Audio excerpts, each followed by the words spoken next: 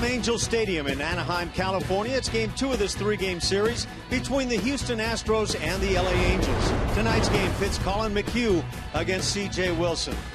The Astros still lead in the American League West, 10 games over 500. They're followed by the hot Texas Rangers, just 3 games back. These Angels trying to make a move now, 4.5, and then it's Seattle and Oakland. So the Astros have placed themselves in a pretty nice spot. Hi, everybody. Alan Ashby and Jeff Blum with you. Last night, a tough loss for the ball club. A game that certainly Albert Pujols had a big part in. But the Astros also had some fortune that didn't swing their way. Yeah, a couple of breaks didn't go their way. George Springer hit a bomb to right field. Cole Calhoun made a great play on that one. And then Altuve, with runners on first and second, hit that bomb to left field. Bounced into the stands. If that thing stays in the stands, might be a different outcome to last night's game. So looking for a different outcome tonight, it's Colin McHugh going for the Astros, trying to get things turned around now after some recent rough performances. And in this pitching performance is powered by Kubota. Colin McHugh grinding out a win in Colorado last week. And you see that first inning, 3 earned runs, kind of sent us into a little bit of a panic. Missing the zone quite a bit with those 2 walks in that first inning. But battled back, figured out some of the issues he was having.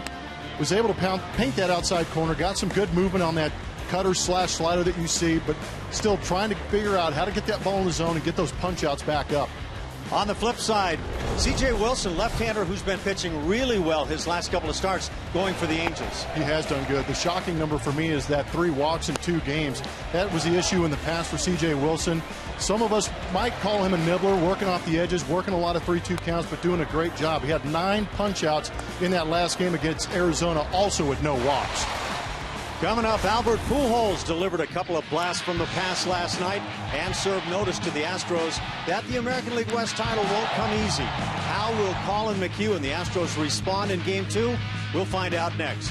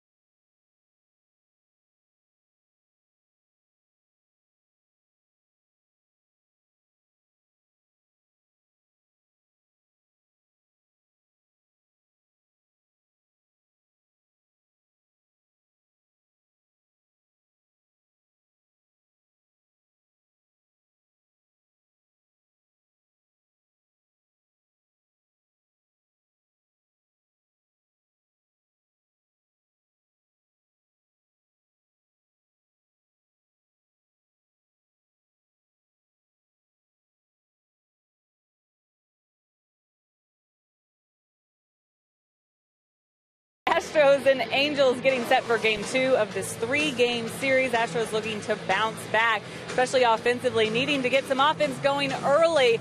The only thing they saw yesterday early was the home run by Domingo Santana, top of the third. This guy back in the starting lineup tonight with lefty C.J. Wilson going, but also swinging a hot bat, as A.J. Hinch said. As we haven't got to see a whole lot of him, as he was just recalled on Tuesday, but what we've seen we like, including his first major league home run, which came in Colorado. This wasn't long after getting his first hit in that first game back, but then again last night with a monster home run that went to right field there.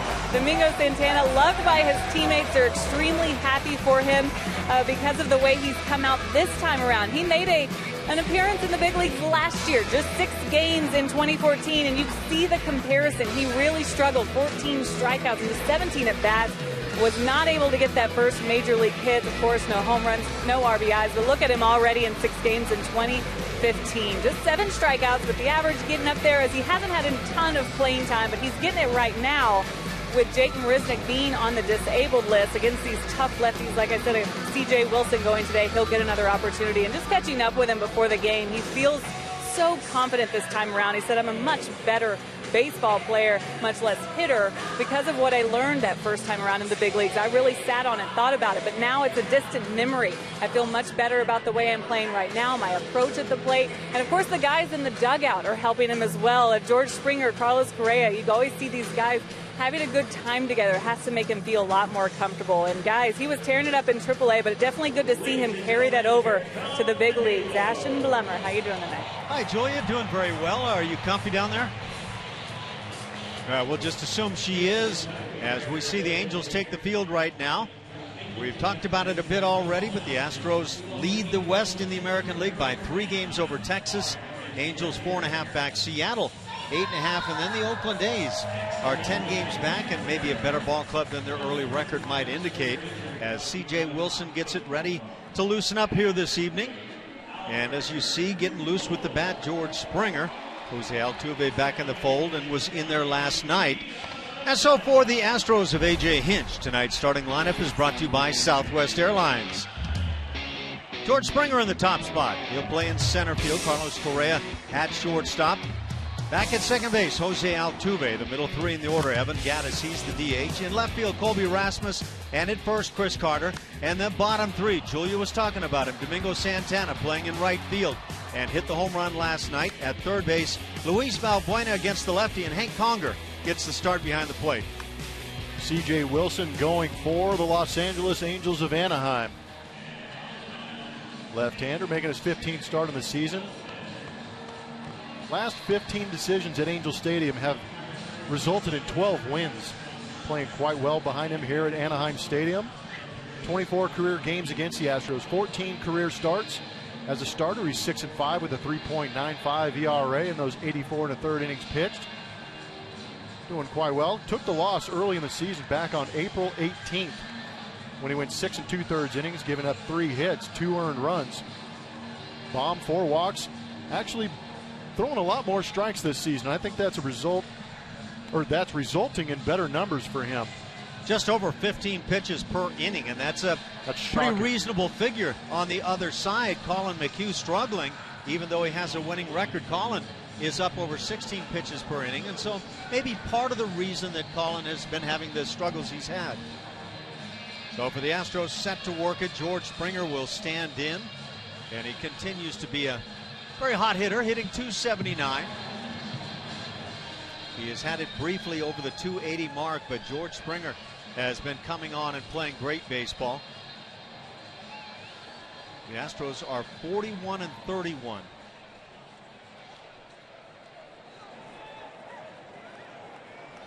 And the Astros have been in first place in the division for 69 days over the course of the season. That dates all the way back to April 19th. They'd like to stay there throughout, as Wilson brings that first fastball. Springer aggressively after it. 79 degrees here this evening. So quite nice for all on hand. Batting leadoff, already 27 games blown. I think the batting average is why you're not going to see him leave too soon either. Ball and a strike on George.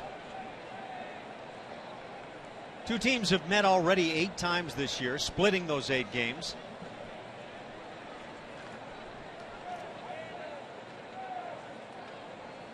C.J. Wilson maybe trying to pick up the pace in his games a bit. He has been notoriously a slow worker. Biggest number that jumped out for me was the walks per 9 innings. Last year at 4.4, this year at 2.6. Springer takes high. It's 2-1. Almost 2 walks better, but we see last year we saw so many 0-2 counts turn into 3-2 counts. Very methodical. Might be being a little too polite. That's a kind word. I think you can find some around here who might have another label. There's a rocket on a line left center field, and a fine running grab by Navarro. George Springer hits it about as hard as you can. Ball was smoked, but Navarro got a great jump. Plays a lot of first base, but can also obviously move out there to left field. But this ball was squared up nicely. Great swing from Springer.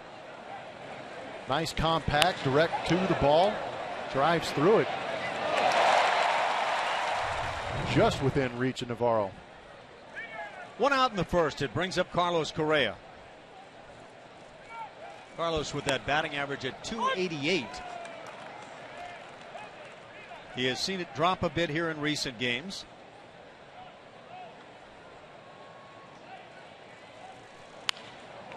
Line shot to left field. He'll pick up some points right here as he gets the 1-out single to bring up Jose Altuve. And maybe that reignites the bat and the heat there for Carlos Correa. Can't hold him down forever. Just 4 at-bats. Does a good job pulling those hands, and it's just a refined swing. First of all, the recognition to understand where that pitch is going to be, and then be able to have that ability to bring the hands in to get the barrel to it. Just a good-looking player. Jose Altuve had a big swing for the team last night. And by the way, Correa 0 for 3 in the opener last night with a walk. Just puts up good at-bats. Outside corner on Altuve. Jose hitting .287, had a big run-producing double last night. It could have been better. Ball bounced into the seats, ground rule double with a couple of guys aboard. Gets in front as he fouls it on the ground. 0-2 the count on Jose. Saw the numbers on Correa, 4 for 4 in the stolen base category. So I thought one of the best signs from Altuve, not only the double, but the way he broke on a foul ball that was hit grounded foul. He broke out of the box and got a good couple, about 7 or 8 strides towards first, and looked pretty good. But this swing right here doesn't look like much from the side angle, but that ball was launched. They were playing him pretty shallow. Robertson gave it a good shot and almost actually made the play, but with that ball bouncing into the stands, it held Correa at third base, who was on first, which would have been that 4th run for them, and probably changed up how A.J. Hinch would have used that bullpen last night. Pitch in the dirt, kicks away from the catcher Perez into second base. Alertly is Carlos Correa. Likely go as a wild pitch. It is a wild pitch. Really technically nice job there by the catcher Perez. Go man in scoring position now with 1 out. Altuve 1 for 4 with that double last night.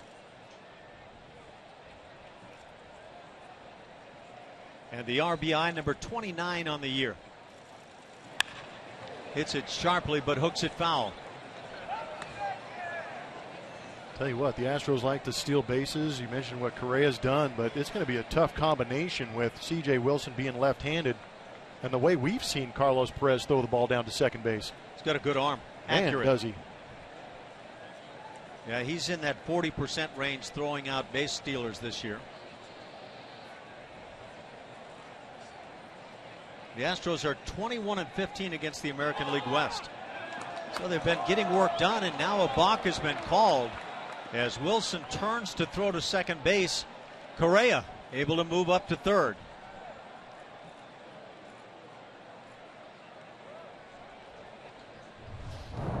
See if we can pick out what Wilson does wrong.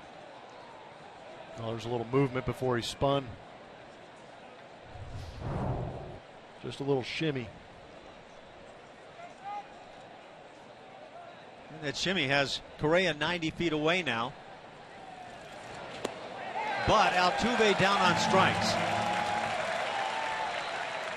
One of those rough at bats you just don't anticipate.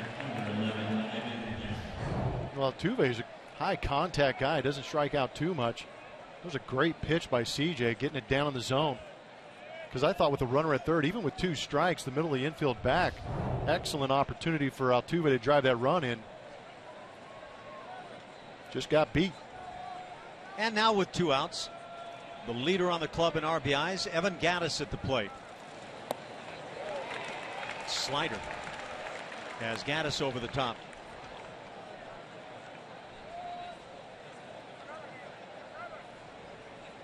Mentioned the Astros are 4-4 with the Angels. They've laid it primarily on Seattle. They're 9-4 against Seattle. Line shot left field side, and that's a run producer. In the corner, extra bases. Correa scores. It's 1-0. Stopping at second base is Gattis, and that big 2-out hit to drive in a run. Might be the biggest turnaround we've seen in this Astros offense. Is that guys are picking each other up. Altuve over the last couple of years has been that one guy that they have to count on to drive in runs, get on base, but now he was unable to drive in that run. But Evan Gattis, he's always talking about it every time we talk to him, how much he loves hitting in this part of the order with those guys on base. Loves the RBI. But a big 2-out RBI to get ahead early. 42 RBIs now for Gattis as he leads from second base. Colby Rasmus drops a bunt on the third base side, and he's got another 2-out hit here. First and third for the Astros. So against the left-hander, Colby gets the start and simply lays down a bunt for a knock. Man, I'm so in between on some of these bunts with runners in scoring position. There's 2 outs right now. Chris Carter hitting behind him. Yes, with the shift on, you can bunt that ball because there's no way David Freese is going to make this play playing as deep as he is. But the money ball people would say more guys on base, the better opportunity you have to score runs. But I would have liked to have seen Colby swing the bat right there. I know it's a left-on-left matchup. But the way Carter's been swinging the bat lately, it's been a tough go for him. I think for guys that have played the game, they feel like they'd rather see the guy try to pick up a run. Even the best of hitters, you go about 30% opportunity to pick up a hit as you move down the line. Yep. And in some cases, it's much, much less than that. So anyway, the bunt single for Colby. Chris Carter at the plate, and that pitch in the dirt. Carter is hitting .346 against C.J. Wilson. That's 26 at bats, 2 bombs, 5 RBIs, but the big number is 11 punch outs in those 26 at bats, to be expected.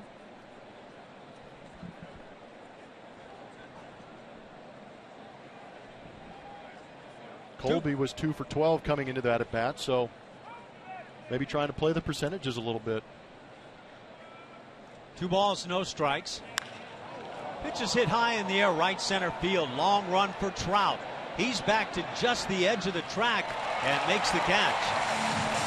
Well, Carter flies out deep. That does it for the Astros in the first inning. They get just 1 run on 3 hits and leave a pair. 1 zip after a half.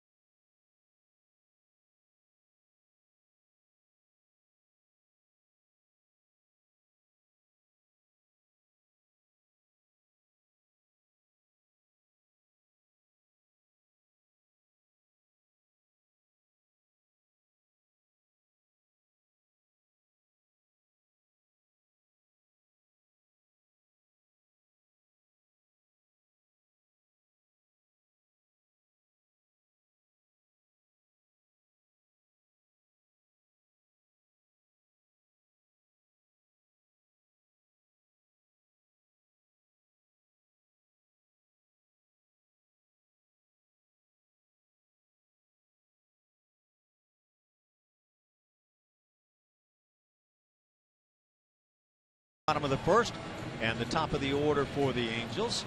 As you see the folks still coming into the ballpark here in Anaheim. There's the Angels lineup.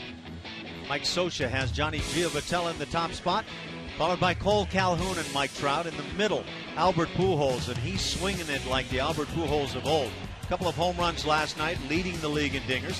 David Freese follows, and then Eric Ibar. And the bottom three in that order, Matt Joyce, Carlos Perez, and Efrain Navarro. Colin McHugh going for the Houston Astros. Last start against Colorado, pitched rather well if you look at the line score. 6 innings, 4 hits, 3 earned runs with the 5 walks. A little bit high for me. The pitch count got about 112. Watch Colin McHugh's velocity. For me, that is a little bit of an issue. 91.5 miles an hour he pitched at last year. This year, pitching right around 90 miles an hour. Of course, you remember that last start, and it was a grinder, and rather impressive that Colin persevered through that game. But he got up to 92 a few times, and so maybe velocity returning. That would be a good sign. Good thing for him, too. First pitch, a fastball is in for a called strike. Johnny Giovitella hitting .270. He's done a nice job, but he's got big shoes to fill here with the Angels. Fouls it down the right side. Of course, you're talking about Howie Kendrick going across town. Yeah, just about to expound on Kendrick, who was such a steady and well above average player at second base. Did a fine job. Guy that hit for average, played solid defense. He would drive in runs. That's a tough one to fill. Fastball on the inside edge gets the strikeout on the foul tip. 1 up, 1 down in the first inning. According to the gun here, 94 miles an hour on that heater. I think this gun might be a bit lively, but that's good looking. Hey, even if it just affects his confidence to be able to throw that fastball would be good. Colby Rasmus is out there in left. George Springer again in center field with Jake Marisnick out. Domingo Santana after that bomb back out in right field. Valbuena and Correa on the left. Altuve and Carter again on the right side, and Hank Conger back in his old stomping grounds doing the catching with Colin McHugh. And I think for Colin McHugh, one of the areas that he no doubt wants to work on, as with a shift on, you see Calhoun just shoot one toward the left side, find the line drive base hit. A 1-out single brings up Mike Trout. But I was about to say that right-hand hitters are hitting .306 on Colin for the season. And that would seem to be an area that he would like to be able to shore up. I don't know what the answers are there. Maybe coming in as he did to get Giovitella. Well, the fastball is a big key. I don't think, for me, he hasn't pitched up in the zone quite effectively as he did last year. But that slider/cutter has not been nearly as effective as it was last year. Hitters are hitting .340 off that slider, and that's that one pitch you can keep on that outside corner and away from strong right-handed hitters. Mike Trout right at 300 takes a strike. And this is what he did a lot last year, a lot of taking early in the count. It led to a great season. In fact, he was the MVP, but it also led to a huge number of strikeouts. He's hit 18 home runs this year. And 1-1 the count. He's an amazing hitter, an amazing player. Big, strong, fast.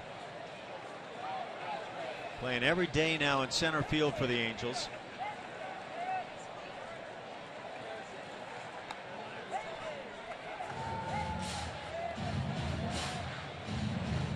Well, Colin gets to go after one of the really tough right-hand hitters in baseball. Trout will be followed by Albert Pujols, and we mentioned how well he's swinging it.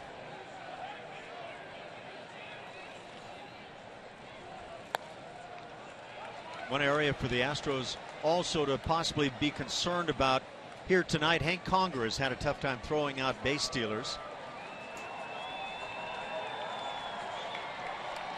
Now we'll see if the Angels try to exploit that stat.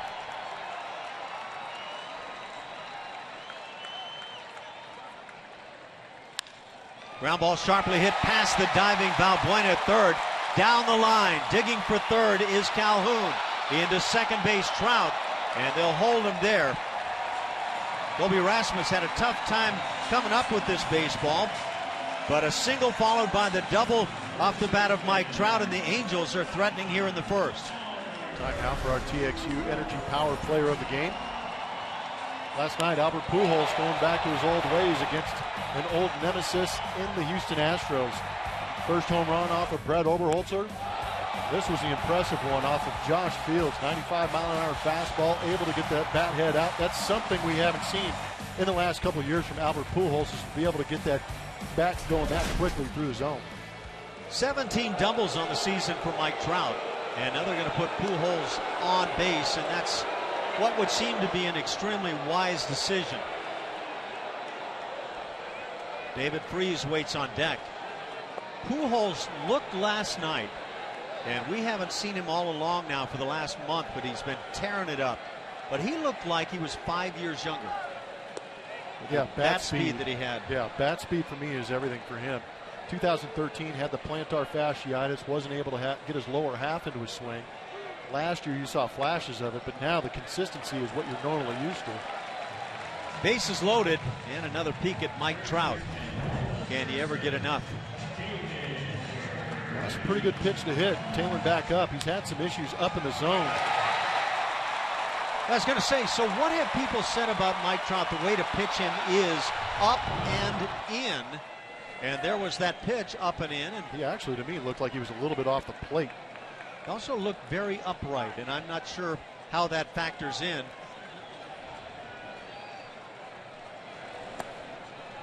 One out. Johnny Giovatello, the leadoff man, struck out, but then base hit Calhoun, double Mike Trout, intentional walk to Albert Pujols. And how Colin McHugh could use a double play. Well, last night, 3 at-bats in a row. David Freese hit ground balls right back to the pitcher. Now would be a good time for another one. A little bit of a flat slider or cutter. Maybe the hand getting underneath the baseball. Something else you hear about it is that cutter slash slider flattening out a little bit. You'd like to see a little bit more depth on that, and that's what you're saying, Ash. Instead of getting on the side, get a little bit more on top. Maybe at that 2, 3 o'clock position and yank down. There's the ground ball to shortstop. Correa, Altuve, and Carter.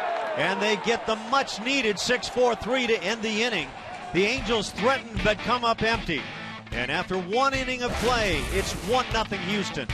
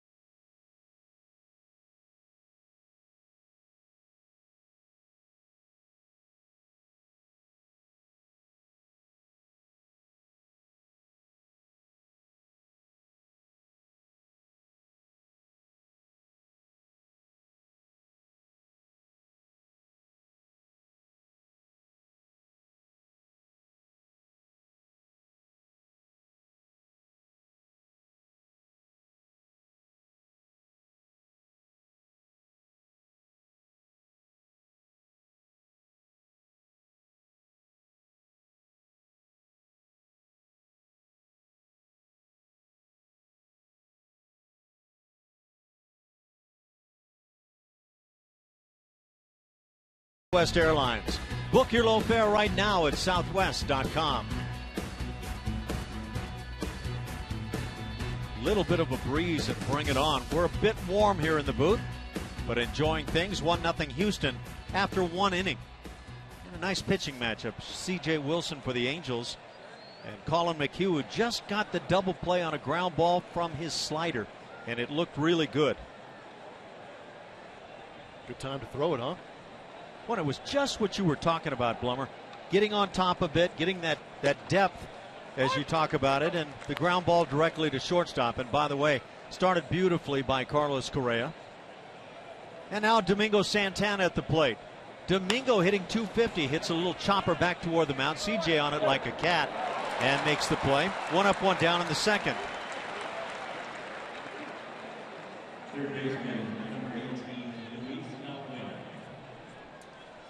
Brings up 8-hitter Luis Valbuena. How many times do you find your team leader in home runs hitting 8th? And yet that's kind of the mixture in numbers that you're getting from Valbuena. You're going to explain why, right? That's your job. You're the splainer in this duo. That's that first number right here. That one. You'd like to see a little more consistency. Get that batting average up off the interstate.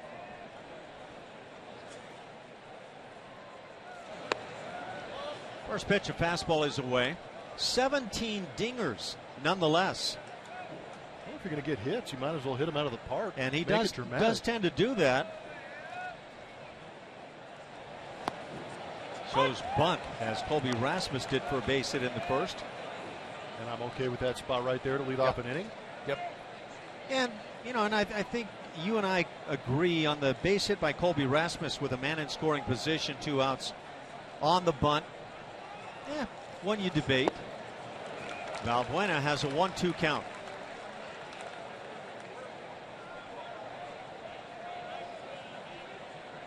Evan Gattis has the RBI for Houston. A 2-out double to plate Carlos Correa, who had singled. Ground ball left side, the shift on, and it's going to cost the Angels. And now the throw from Freese gets away, but a break for the Angels as that throw kicks off the screen in front of the dugout. Infield single, Valbuena. Good job of going the other way. Just kind of nudge it out there. And get on your horse, because he hasn't had an easy time all year long getting hits, that's for sure. Had to earn that one. And now the 9-hitter Hank Conger at the plate. 208 the batting average. But like Valbuena, Conger has shown a lot of power. 2 home runs from each side of the plate.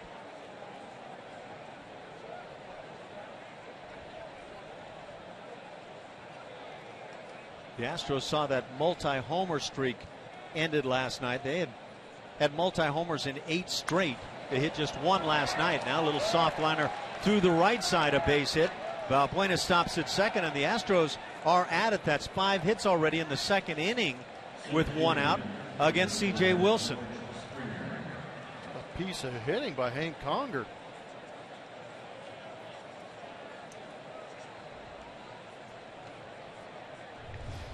Nothing like a good revenge AB against your old team. Kind of laid the evening newspaper on that thing and found the hole. That's not nice. Just a soft little liner. Well, I guess that's better than a wet Wall Street Journal. It's true. And now George Springer has a good swing, fouls it back. Springer hung one out to left center field in the first inning. It was hauled in by Navarro. A nice running grab, but a very nice at bat for George.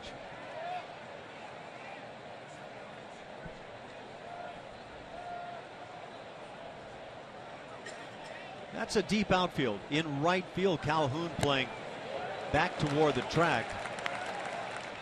A lot of respect for the power and the speed of George Springer.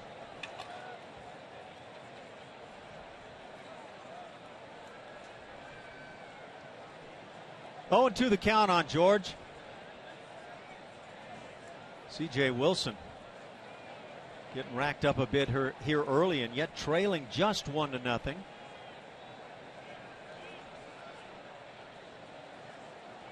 Those are numbers you might not expect now, as well as George has been going with runners in scoring position, just 174.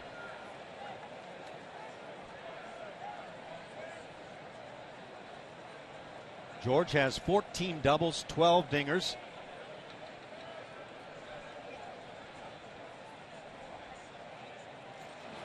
And down on strikes. Second strikeout for Wilson. He also got Altuve in the first inning. Time now for What a Burger, What a Plays. Carlos Correa. His first or second day in the big leagues, making a spin move out there in Chicago at U.S. Cellular. Then a leaping grab, taking away a base hit. This was a big play last night. Runners out there, winning runs on base, actually. He does a great job of going out there and saving George Springer right in front of him. Not easy plays, but the young man is making it look easy. You know, heard somebody today saying, somebody with the Angels talking about Correa, that he just doesn't seem to do anything wrong. And you would have to agree, watching him, he does everything right. Well, we haven't seen him do anything wrong. He will, but we haven't seen it yet. Yeah, it'll happen at some point, as it does for every player. But he's solid. Correa 1 for 1. Laced a line drive to left field in the first inning.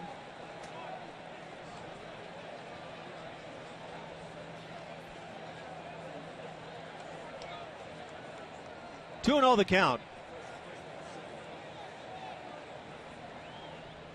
See if he jumps on a pitch in the strike zone with a man in scoring position, and he goes after it and has a great swing. Well, he worked himself into a hitter's count. CJ's actually pretty aggressive with that fastball. May have gotten in the kitchen a little bit towards that label. Still foul it off. Just inside, now 3-1. Good take. We've seen pitchers try and tie up Correa. It's kind of come back to haunt him a little bit. Almost looks like C.J. Wilson has just enough of a little bit of a cut get in on the hands of right-handed hitters. And Jose Altuve not happy with his first at bat. Oh my. There was a pitch to hit.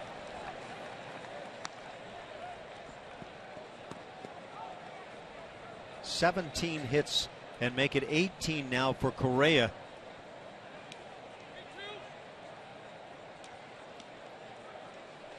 Through 13 games plus at this point.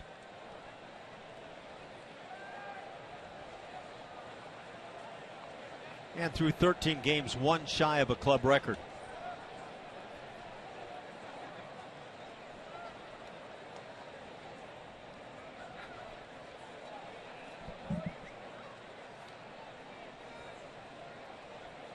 Three and 2 the count, 2 outs. Runners will be in motion, and there they go. And this one is crushed to left field. See ya! Way back. Carlos Correa launches here in the second inning. That's his 4th already in the big leagues, a 3-run job. He's got 10 RBIs as he gives the Astros a 4-0 lead. You hear that silence next door? I hear it all over the place. This kid can hit. He is dazzling people. He went 0 for yesterday and had people talking about him. What are they going to say now? What a joy to watch. And not bad on the dance floor. Well, you've got to be able to cut the rug if you're going to play for the Astros. How long did you wonder if that ball was going to get out? Altuve hits it off the glove of Freeze, and now Ibar makes the play to get him. 5-6-3 as they get Altuve to end the second inning. But Carlos Correa has the big swing. The bomb brings it to 4-0 Houston.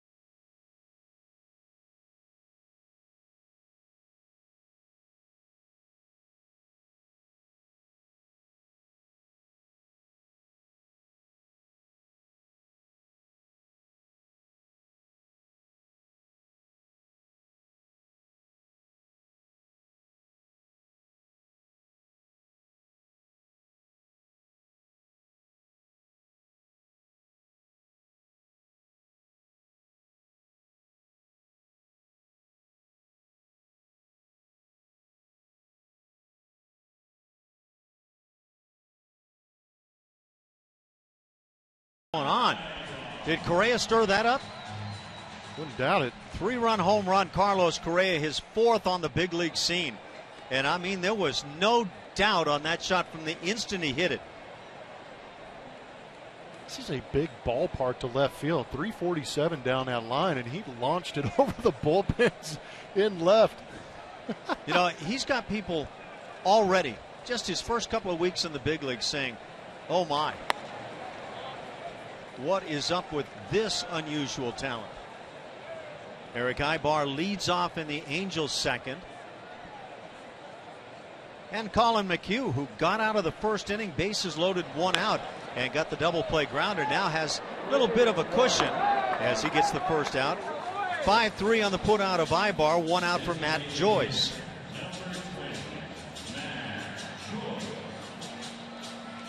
Still replaying the swing in my head, and it's getting better every time. You know, it wasn't far from the home run he hit for number 1 in Chicago. Yeah. Pulled this one a little bit more, but that first one a little bit more majestic, towering shot. This one was just annihilated.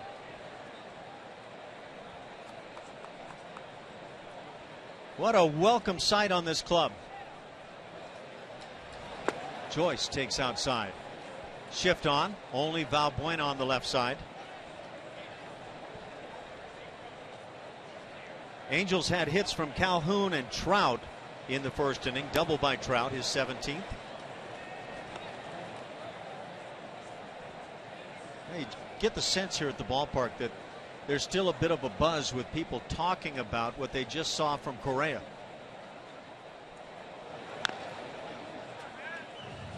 I'm just thinking about the situation. Well, the count, I guess, the at-bat itself. 3-2 count, fouled off some good pitches, took some real good hacks in that at-bat, then gets a 3-2 breaking ball, steps on it. There's a breaking ball, hit sharply, backhanded by Carter. Little bobble, but he makes the play and goes to the bag himself. And out number 2, sharply hit ball by Matt Joyce. You okay with going back to Correa? Just sit back and enjoy the young man doing some work. Hanging slider and pummel.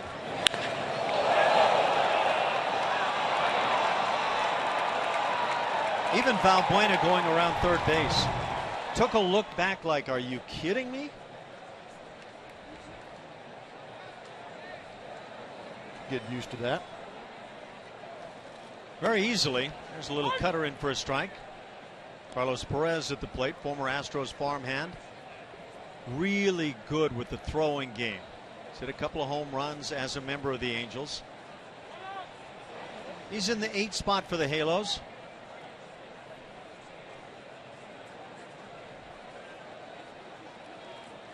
Colin McHugh trying to make it a nice 1-2-3 second. Ground ball back up the middle. Altuve shaded there. And there is the 1-2-3 inning. All ground balls for Colin McHugh. And Carlos Correa enjoying the evening.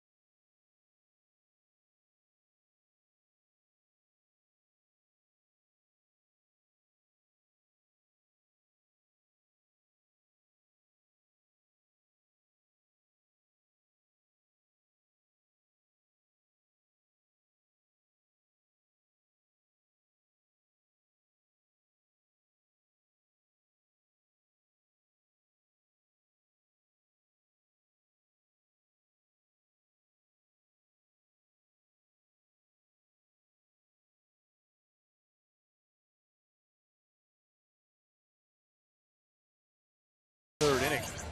Astros baseball offers incredible savings, such as the all-you-can-eat seats at Minute Maid Park. This incredible deal offers endless savings at every game and scores you a ticket and unlimited ballpark favorites starting at only $35. For more information, visit astros.com/value or call 1-877-9-ASTROS. They've got their picnic area here in Anaheim. Better watch their meals there and their persons when Carlos Correa comes to the plate. It's Evan Gattis now leading off in the third inning. He'll be followed by Colby Rasmus and Chris Carter. Evan Gattis had a huge swing in the first inning, a 2-out single to drive in a run. Or rather, that was a double for Gattis.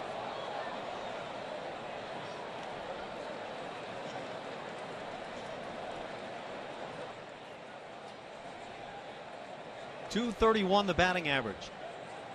And your leader on the Astros in RBIs. Grounds one left side. Tough play at short for Ibar. He'll jump on the spin and not able to get Gattis. So Evan Gattis is 2 for 2 on his night. Nice play at short. Really was perfectly located from Gattis. Seen him leg out some triples, so it shouldn't be a surprise to any of the Astro fans that he legged out this base hit on the infield. How about making an accurate throw after leaping? Yeah. Boy, that was close. I think Mike Scioscia is going to ask for a review on this play. I think Gattis is upset, disrespecting his speed. Yeah, that's just not right. Replay. A couple of the... no way that's possible. Let me go to the replay. Gattis is proud of his speed, and Pujols is saying, "You kidding me? Just launch. That's all you have to do." We're going to take the Super Mole look and see what we can find out. Get that foot on the bag.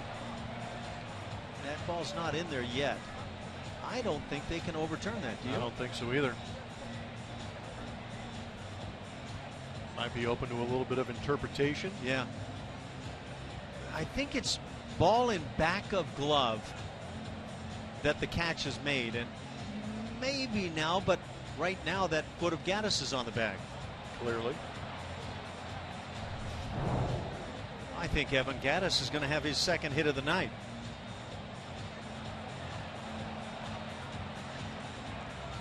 In case you're just checking in, the Astros picked up a run in the first inning on a 2-out double by Gattis. And then Carlos Correa with 2 outs hit a 3-run bomb to left field in the second inning, and the 4-0 Houston lead.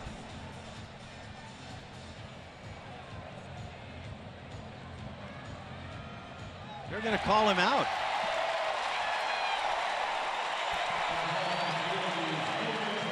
Well, I'm not sure I saw it that way. How about you? I don't know. I've given up. See, that's the safe call because you're never wrong. I thought he was right? safe. I thought the call was going to stand. There wasn't enough there for me to really be like, oh yeah, he was clearly out. Hirschbeck had to overturn his own call. 1 out for Colby Rasmus. Colby had a bunt single in the first inning. Take a look from another angle. Watch the glove. Oh, wow. I guess it Well, really you know does. It comes back to that interpretation. When is the catch made? There's just too much dorsiflex from Evan Gattis' left foot for me. And that might have cost him, huh?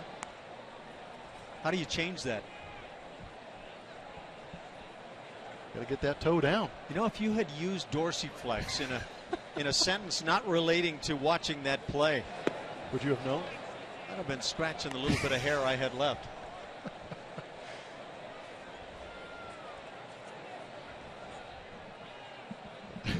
I know that term and phrase from all my years of sprint training in the offseason.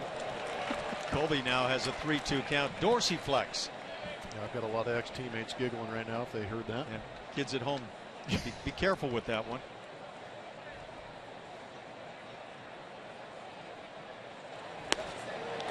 And that fastball thrown on by. And now it's 3-2. The scoreboard anticipated, and I jumped in. Now you got to go back and look at that play from Ibar. Great play. Was a heck of a play.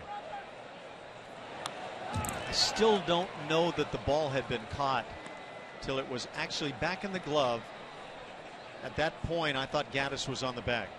But 6-3 to start the third inning. Well, look at how small of a fraction of an inch that Albert Pujols got called out on that review at second base yesterday. Yep, you're right. Albert Pujols slid into second base. Altuve was applying a tag and held it on there. Pujols popped up off the bag, maybe what, a half an inch? Maybe. Yeah, I mean, it was crazy close.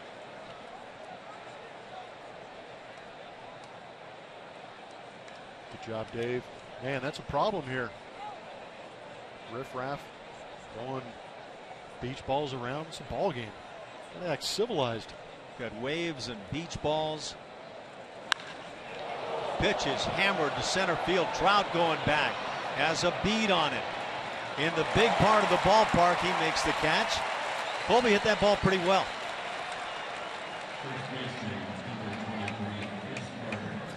Hit it well, just wrong part of the ballpark. 2 outs for Chris Carter.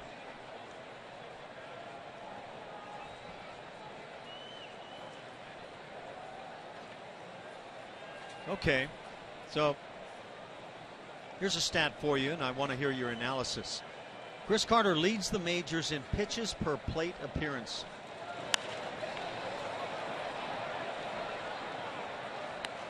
Foul on the right side, 0-1 the count. Come on back, Blummer. I'm sorry.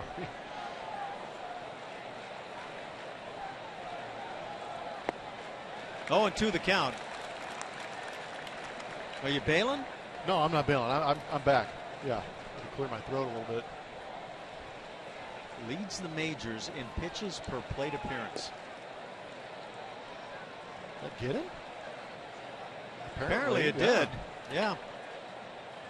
Yeah, before he could actually get to the average he's had on a plate appearance this year. So Carter draws the 2-out hit by pitch. Just off that back foot. What a gift. You get 2 strikes and you get hit by a pitch. Thank you. Domingo Santana at the plate. Hit a little dribbler toward the mound in the second inning.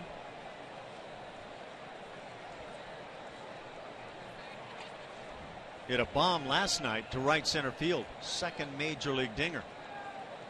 And starting to show maybe what he can do in the bigs.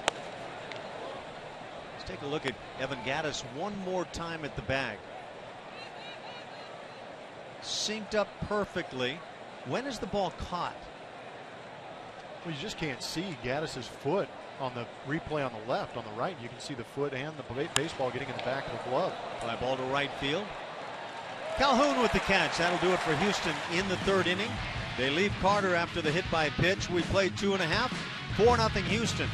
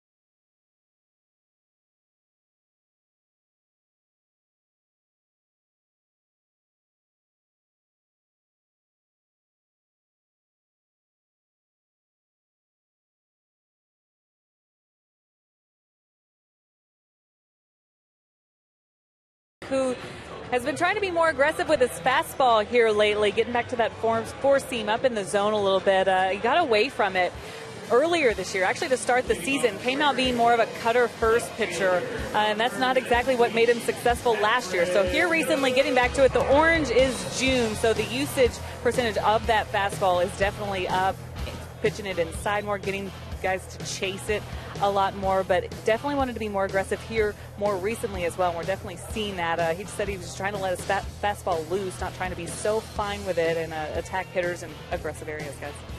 Thanks, Julia. And yes, Colin beat the Rockies at the beginning of this trip in Colorado. Worked 6 gutsy innings and 3 runs against him in that game. 112 pitches to get through it and pick up the W. That was his first win since June 2nd when he beat Baltimore. And now he works with a 4-0 lead. First pitch, or rather the second, lined into left field. Solid base hit for the 9-hitter, Efrain Navarro.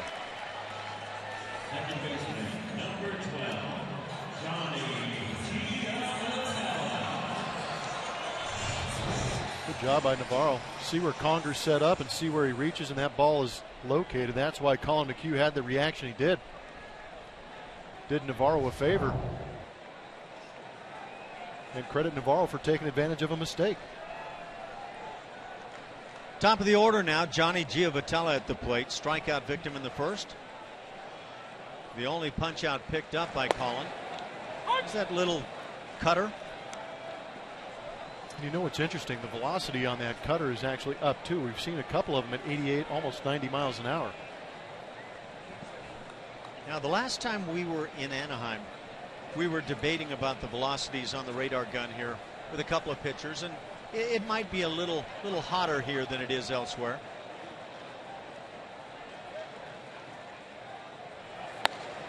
Is that the day Garrett Richards was throwing almost 100 miles an hour with cut? And I'm trying to recall who Richards was up against in that game. Scott Feldman. That's right, and Scott was up 93-94 if I'm not mistaken in that game. Nobody out, runner aboard, and the top of the order for the Angels.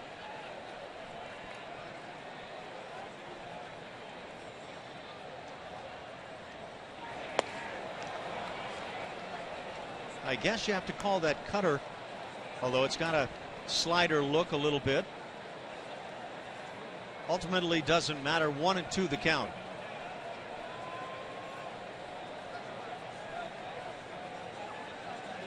Over the last 27 games for Giavotella, a .308 batting average. So he's been swinging it well. And when he's picked up 2 or more hits in a game this year, the Angels are 13-4. Fouled back. Plummer leaning out the booth, couldn't come up with it.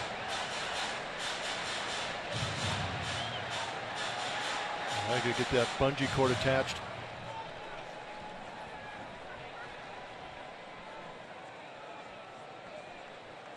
We're in the third. The Astros have put 4 runs on the board. Carlos Correa highlighting those 4 with a 3-run home run.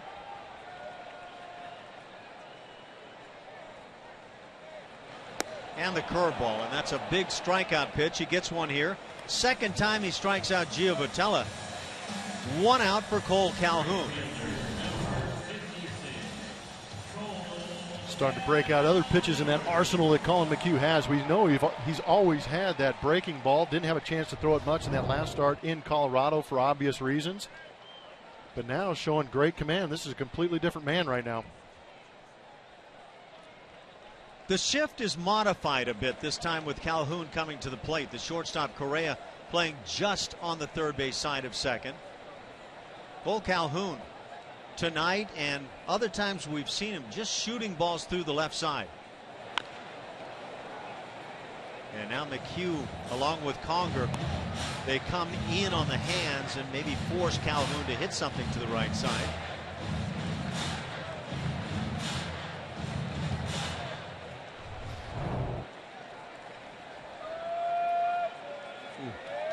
Right on that shin. Good location. See pitchers oftentimes try and double up in there and see if they can get a guy that's a little tentative, maybe not swing, or maybe just foul it off his shin again. Don't know if you used to hit balls off your shins much, Oh, yeah. but once you've done it and you already have a history of it, pitcher comes back in there and it's scream time.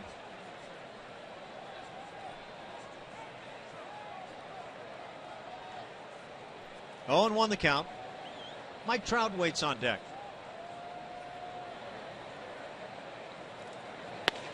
And again, they come in. And for me, that's wise. If you're going to play a shift, force a hitter to come that way.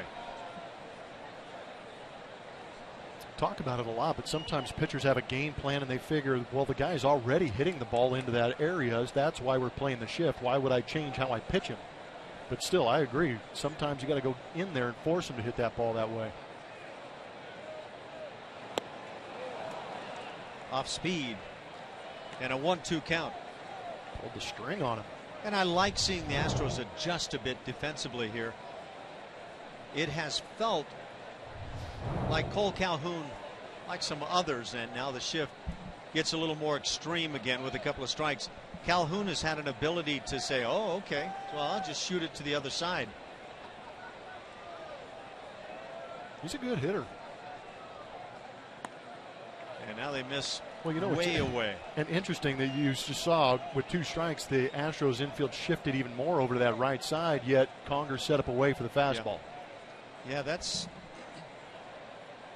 it doesn't feel like you're pitching into the shift there. Colin maybe trying to get another ground ball, see if he can get a second double play on the night.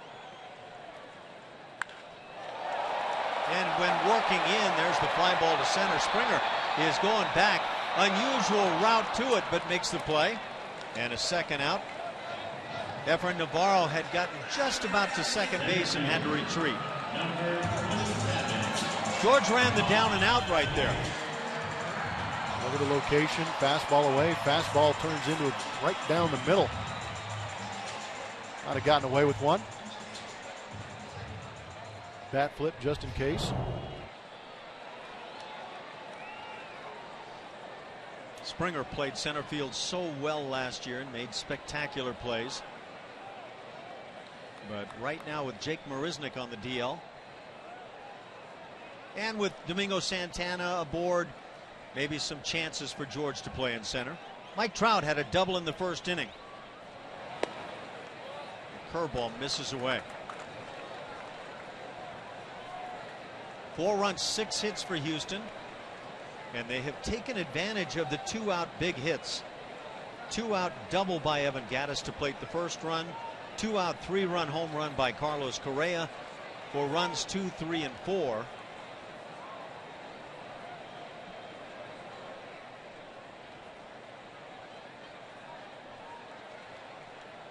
"17 games now, the last 17 for Mike Trout."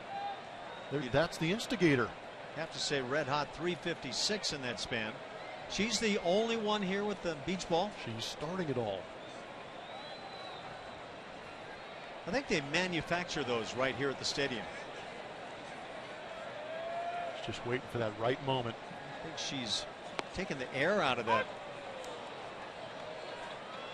I think her job is to go around the stadium, find those balls. She is setting you up. And deflate them. She's setting you up. Those two are in cahoots. Troublemakers. Trout fouls that high fastball to the glove of Conger, and a 1-2 count.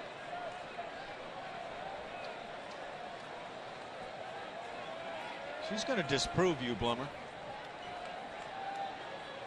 Do they take turns in the deflation game? Whoa. It's deflate gate right there. That's how it happened. Little cutter finds the inside edge. Trout caught looking, and that'll do it for the Halos in the third inning. They get a leadoff hit and strand him. We played 4-0 Houston.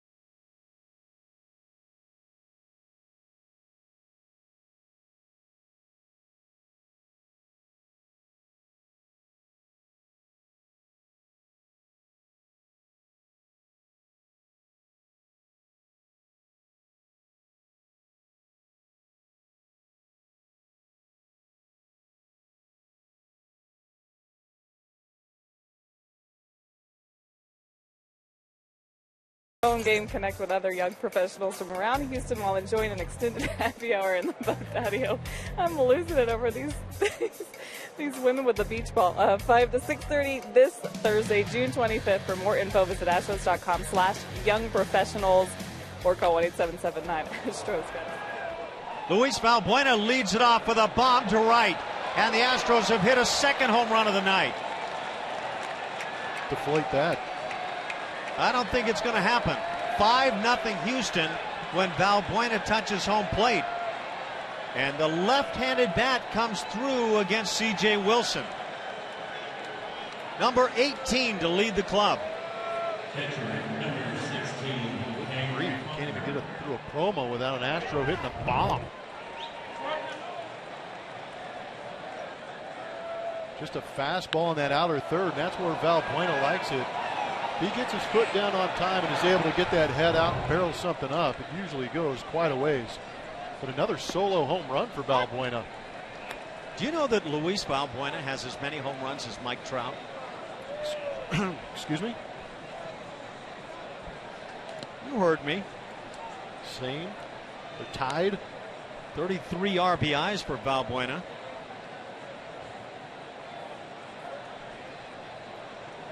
Carlos Correa also has homered, so 2 tonight for the Major League leading club in long balls. This has been an amazing run. That's 106 home runs for the Astros. This is game 73.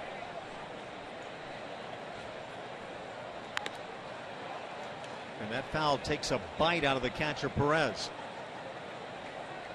Chris Carter saying, can you guys let me in that club? Little more often anyway. H-Town becoming Crush Town. It's getting there. My goodness. Is that name locked in yet? I don't know. I'm debating.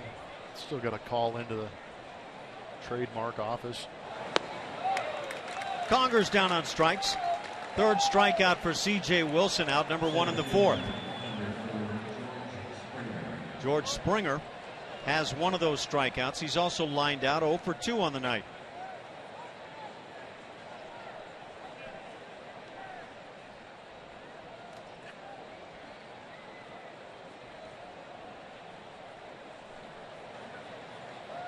Springer now hitting .277.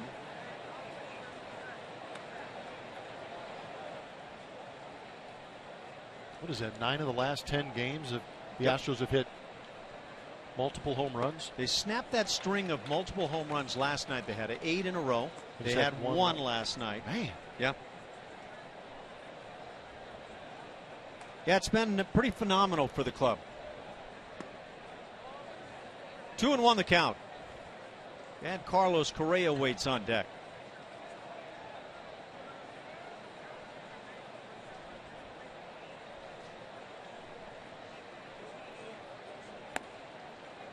And now 3-1. Nice hitting count for George.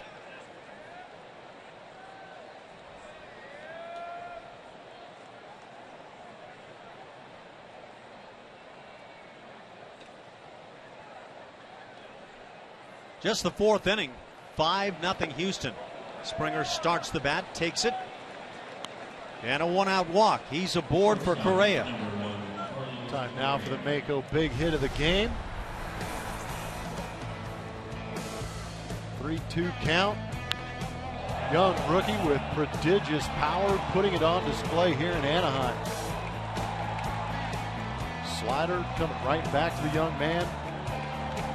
Absolutely pure swing on that. 20 years old, and he's contributing to a first-place team in the Houston Astros. Carlos Correa is 2 for 2. He's driven in 3, has 10 ribbies now, 4 home runs in the big leagues. And he is not scraping the back of walls. Takes outside, 1-0 the count. Okay, here's your test on the night. Oh, how many games now with tonight's multi-homer game have the Astros had multi-homers this year? You're going to take a peek. I got to boot up my computer. Okay, yeah. I hear the fan spinning. Saying at least 20. A little chopper is foul. Expand that to 31 with tonight's game, and you'll have a correct answer. Those are getting it done. And the most they've hit in the game, 5. They did that May 2nd against Seattle, part of an 11-4 victory. 2 other games they've hit 4.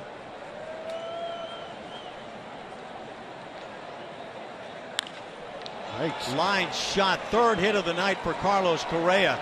And look at Springer dig for 3rd. That is impressive. Now we'll see if they give Correa a single or a double here. But George Springer makes it happen with his wheels. Drawing that throw to 3rd, gets Correa in. Fastball down. Correa just drops the head on it. Another laser. Another thing we haven't talked about is how everybody's trying to explain how good guys can be if they have good exit velocity off their bat. And Carlos Correa is one of those guys that keeps racking it up. Not too many soft hits coming off the bat of Carlos Correa. Nope. Doesn't happen a lot. Now they're going to walk Altuve intentionally. They'll load him up for Evan Gattis. 1 out in the inning. A run in on the dinger by Valbuena. Jose Altuve has struck out and grounded out. You get a glimpse of George Springer going 2nd to 3rd right there. He's one of the fastest in the league. Nobody talks about it, but I would put him up against some of the quickest guys in the game. Him on the base paths is electric. That backside of the 60-yard dash, maybe even the 90, he can flat bring it. Bases loaded on the intentional walk. Cam Bedrosian, right-hander, loosening in the pen for the Angels. And now the skip, Mike Scioscia, is going out to the mound. C.J. Wilson, we mentioned his previous 2 starts were dynamic. But Mike Scioscia says that's enough. And the Angels go to the pen. They trail it here 5-0.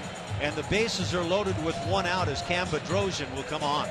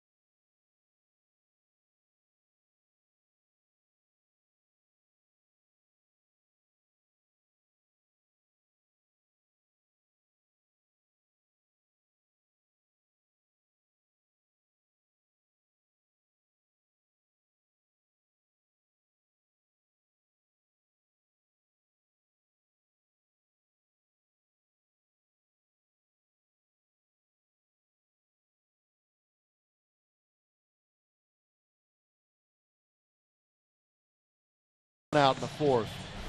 Our AT&T call to the bullpen is for Cam Bedrosian out of that Anaheim bullpen. So she came out with a purpose, brought this young man in, 15th appearance on the season. He's going to be coming at you with a firm fastball, 94 miles an hour. He's averaging on that fastball, curveball, changeup. That whip is a little high. 23 years of age, former first-round draft pick of these Angels in 2010. Made his major league debut against the Astros last year, June 3rd against Houston.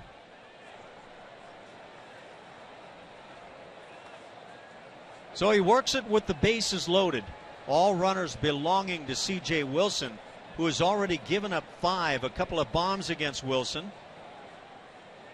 And now Evan Gattis, who drove in the first of the night for Houston, will stand in and try to make some more happen. Fastball at 95 misses.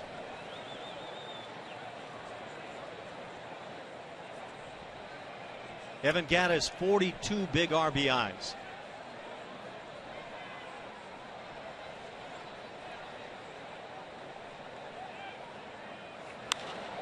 Hits the fastball in the air down the right side. Long run. Calhoun gets there. Tagging from third and scoring easily is Springer. While moving into third base is Carlos Correa. So it's a sac fly for Evan Gattis. And the Astros keep tacking on. They lead it 6-0. Great job of Gattis getting that runner in. Second RBI on the day. Did a good job. Got that runner on third base. Less than 2 outs. Get a pitch you can elevate to the outfield. Doesn't have to be too much with George Springer down there at third base either. Second RBI of the night for Gattis. 43 to lead the club on the season. And now Colby Rasmus 1 for 2 with a bunt single.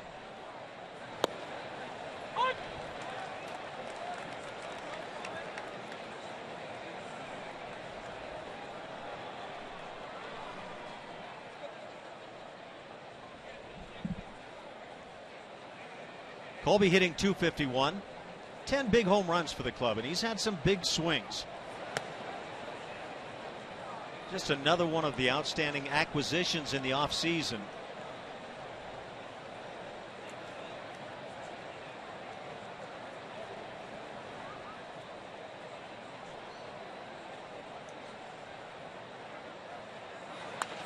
Colby fouls it left side. 1-2 the count now.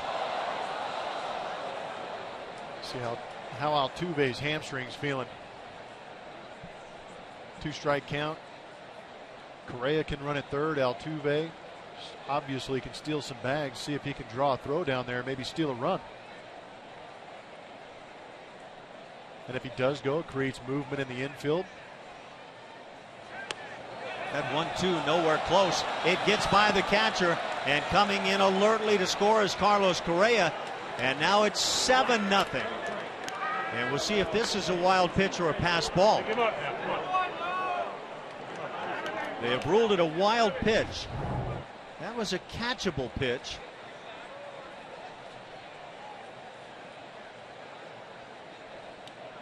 For Yao Ming.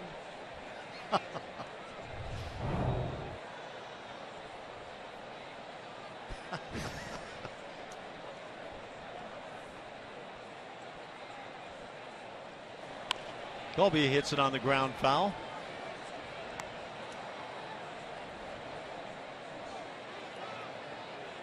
In the inning, a leadoff home run, Valbuena.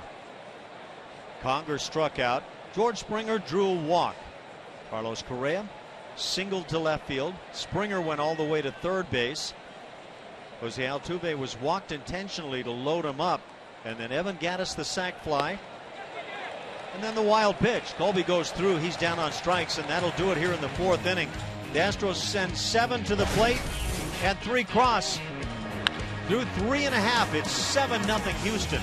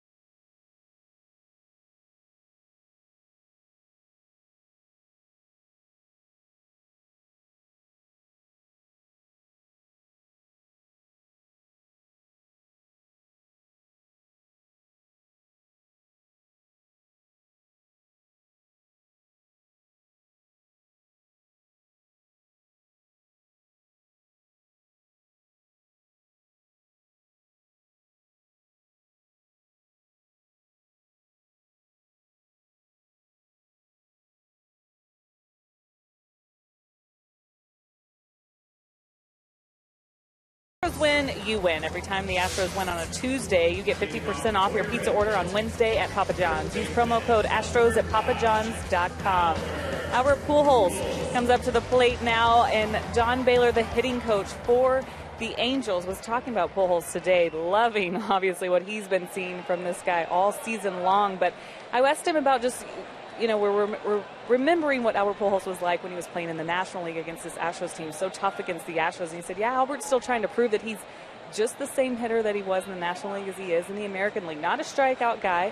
He's actually a line drive hitter that hits home runs. That's how he described Pujols. He also said that he DHs, and he will DH, but he would rather play in the field, guys.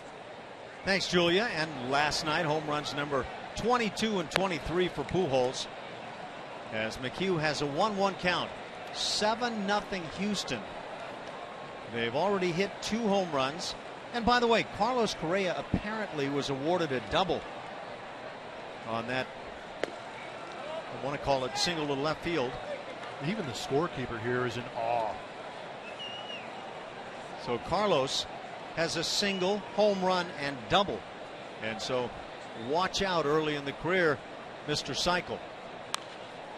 Pitch popped up. Jeff Blum has a beat on it. Where is it? There it is. It's coming down somewhere. A little out of my sight line. It was heat seeking, though. Colin McHugh getting some run support here this evening. Little thumber going to drop in left center field for a base hit. Pujols leading off the 4th has a knock. So he's reached twice tonight. The other time walked intentionally in the 1st. Carlos Correa, I think that's the sweet spot. Yeah. That's the home run. And if you were here and got a chance to see this thing where it came down, a lot of people just sat there with their mouths wide open.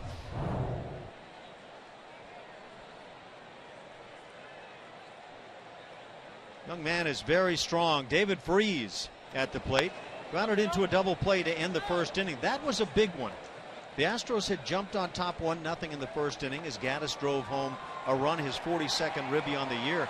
And then the Angels, with 1 out, loaded the bases. But Colin McHugh got David Freese to ground 6-4-3 to end the inning. And now it's been all Astros since.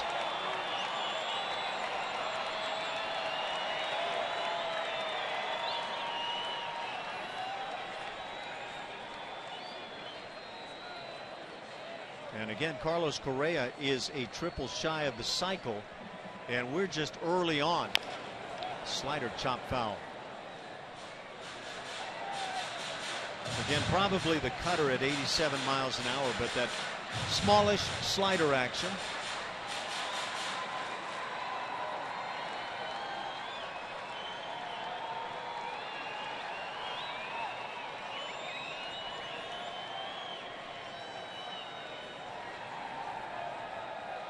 Colin McHugh starts the night 7-3. Fly ball to right field. Santana with the play. Had to battle the lights just a bit. That's out number 1.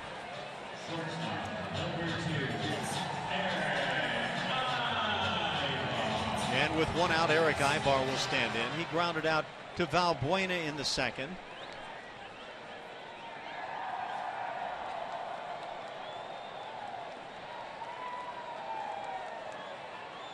Been a good player for the Angels for a long time, hitting .253. Switch hitter.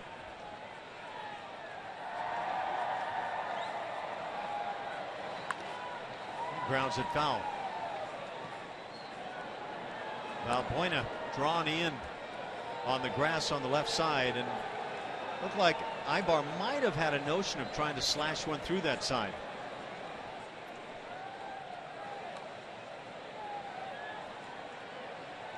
It's been nothing but the Angels for Ibar. He came up in 2006.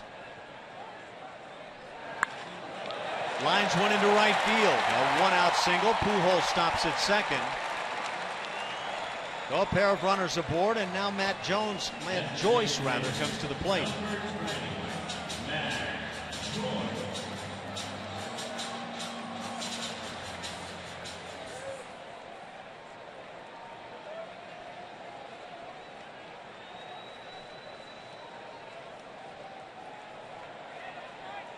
Joyce grounded out to Carter in the second inning.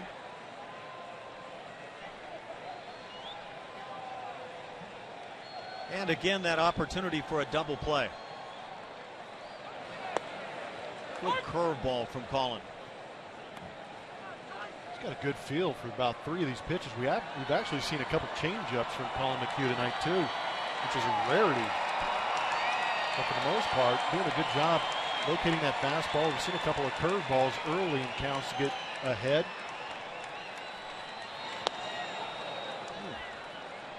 Now I can only guess that that's the changeup. How about that? Nice diving action. And you can see the grip. Good arm action too. Well, that's well done and could maybe be thrown a bit more. That's a great pitch to break out. You know that's not on that scouting report saying he throws it that much. Brings the heat up. 1-2 the count. I always felt as a left-handed hitter that changeup was a tough pitch to hit, and it didn't matter who we were facing. If they didn't have a changeup, they were going to throw me a changeup. So maybe that's Matt Joyce's weakness, is that changeup right now. He's having a tough year, but changing speeds and keeping him off balance. And the high fastball gets him. So the changeup sets up the high heat, and the strikeout number 4 on the night for McHugh. That's 2 down for Carlos Perez.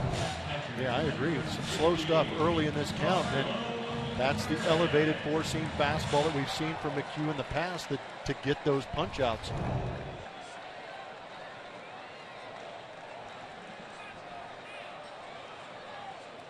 Carlos Perez again picked up by the Angels from the Astros.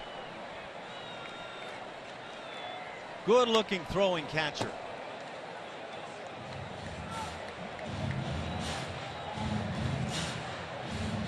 Carlos Perez has some pop in the bat. Became an early sensation for the Halos, homering in his first game that he played this year.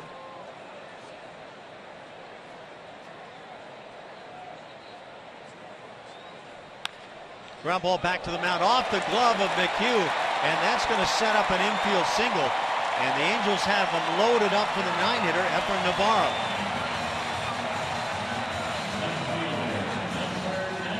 You know what Carlos is telling him right there? I got your back. Ball wasn't hit that hard. That's why Colin actually had a chance to try and go for the circus catch, but I think I might have put it in the hands of Carlos Correa to try and get Carlos Perez at first. Maybe even the force at second. Second time the Angels have had the bases loaded tonight.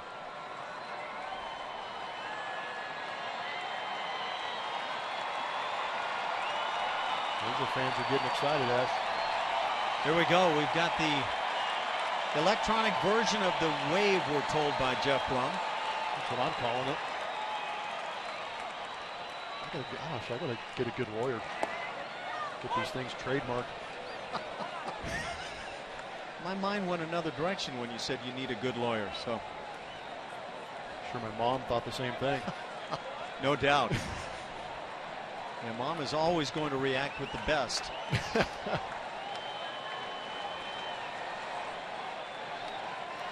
0-1 the count. Colin tries to come up and in.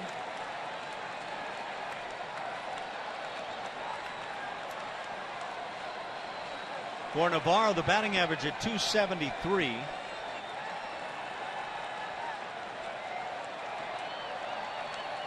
Just his 27th game to be played in this year. And he hits one through the right side.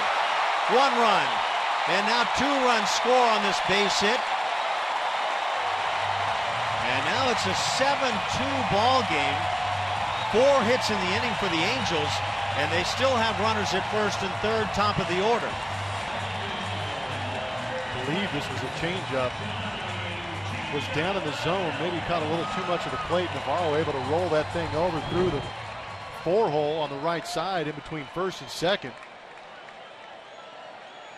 Good swing, but still no time for Colin McHugh to panic. Still got that 5-run lead, but you need to focus on these next 2 hitters.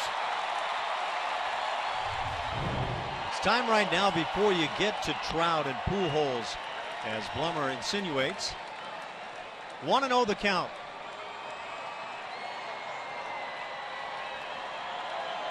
Navarro was an out you wanted to get. Giovitella is an out you need to get.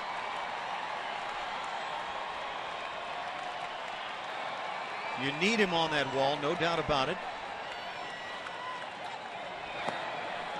And the pitch in the dirt. 2-0 the count. See what Efrain Navarro was dealing with. There's that change. Yep. And still had good depth on it. Just if it's middle, it's an easier pitch to handle. And I think Navarro's approach might have been taking the fastball to left field. Any mistake off speed, yank that pitch. I mean, that's exactly what he did. I wonder how many times through the years the veteran manager Mike Scioscia has seen either his team or the opposing team come back from a 7-0 deficit. 2-1.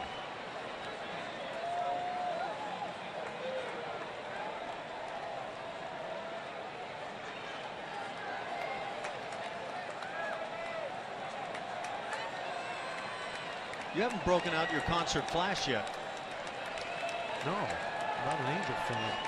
I'm not a fan of the Wave either. Ground ball back up the middle. Carlos Correa, and a circus play and a little help on the other end from Chris Carter. And that'll do it for the Angels, and it took quite a play by Correa to get it done. 2 runs for the Angels. It's now 7-2 Houston.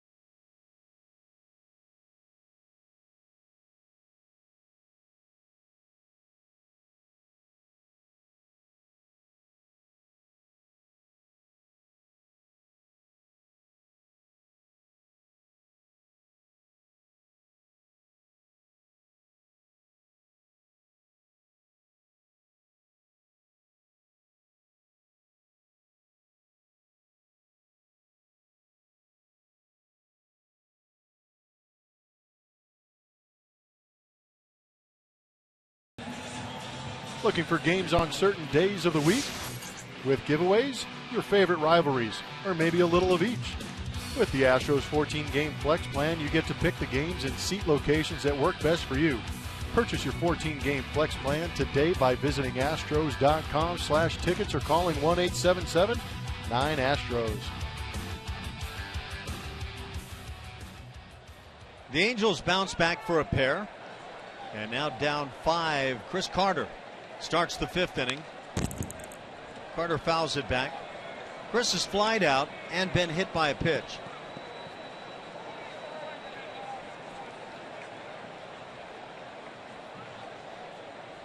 So a lot of activity offensively already.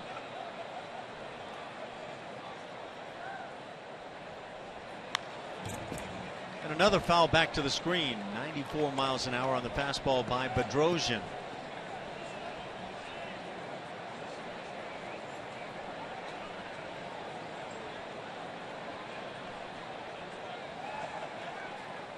"12 home runs for Chris.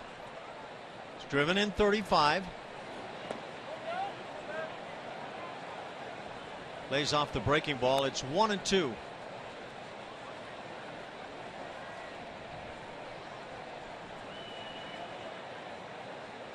And with the walks that Carter's been drawing this year, as you see Valbuena, the club leader in dingers with 17, Carter's on base percentage is respectable. At .323, that's above the league average.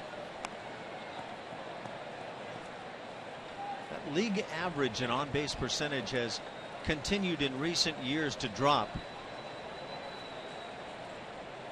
I'm blaming Moneyball. Is that what it's all about? I don't know. Pitchers have made the adjustment. They realize guys are taking more pitches and they're taking advantage of it, getting ahead early in some of these counts. And once you get to that 2-strike count as a hitter, you start to fend some pitches off.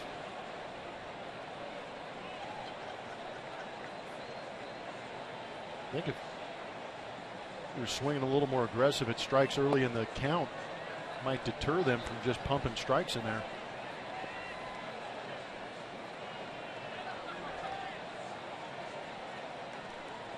Three and two now on Carter. And again, he continues to see a lot of pitches.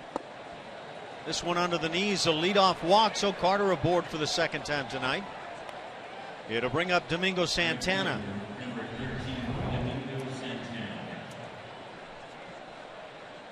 Talked about it, Ash. Racking up the walks, laying off a tough pitch down. And again, seeing the most pitches of any hitter in the big leagues. Is that amazing? Amazing. Domingo Santana at the plate. Gets the start in right field against the left-hander. Stays in against the righty. Domingo 0 for 2. He's letting it fly. It's good to see. 214 the average. Don't know what you make of that at this point, but a couple of bombs, 5 ribbies. Pretty productive.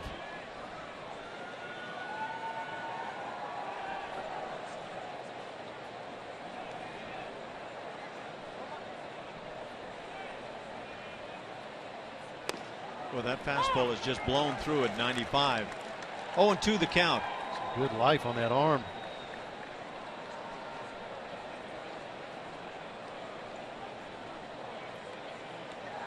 Domingo Santana, 22 years of age. Dominican-born player. Lays off the curveball.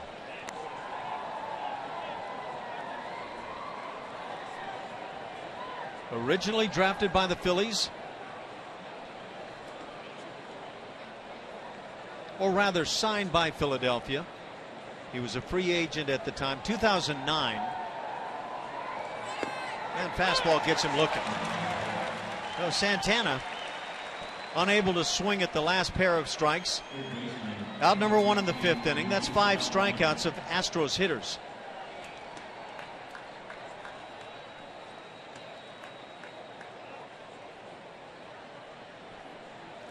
It's been an amazing grouping of numbers for the Astros this year offensively.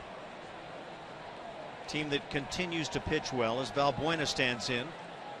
Had an infield single and then launched the first pitch that he saw in the 4th inning, his 17th of the year, and lets it fly here. The Astros have scored the 4th most runs in the American League. They've hit easily the most home runs, stolen the most bases, but they're hitting 13th in batting average. And then when it comes to strikeouts, they have been leading all the way on that side that says most strikeouts.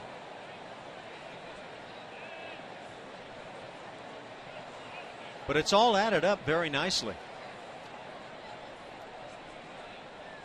41 and 31.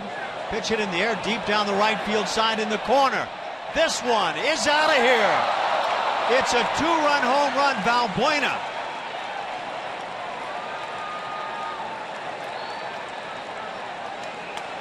That gives him 19 on the year. It's more home runs than Mike Trout. I think I had the wrong number earlier. That's 19. And the Astros pick up those 2 runs that the Angels just got and now lead it 9-2 here in the 5th inning. It's really the first time we've seen an elevated fastball that Valbuena is able to get to. But Bedrosian really hasn't shown that he can throw the slider for a strike. So once you know that, and he's a 2-pitch pitcher, go after that fastball and get it ready early. It's the first breaking ball we've seen for a strike. Runs 8 and 9 for Houston. Fourth multi-homer game for Valbuena in the big leagues. Good curveball, but under the knees. Okay, so we've got a couple of nights going with the bat. Valbuena is 3 for 3. He has 9 total bases, a single and 2 home runs. Carlos Correa is 3 for 3, a single, a homer, and a double.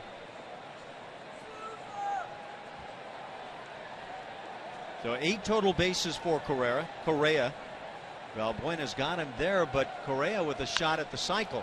And a line shot through the shift. Hank Conger has his second hit of the night. And the Astros now in double digits.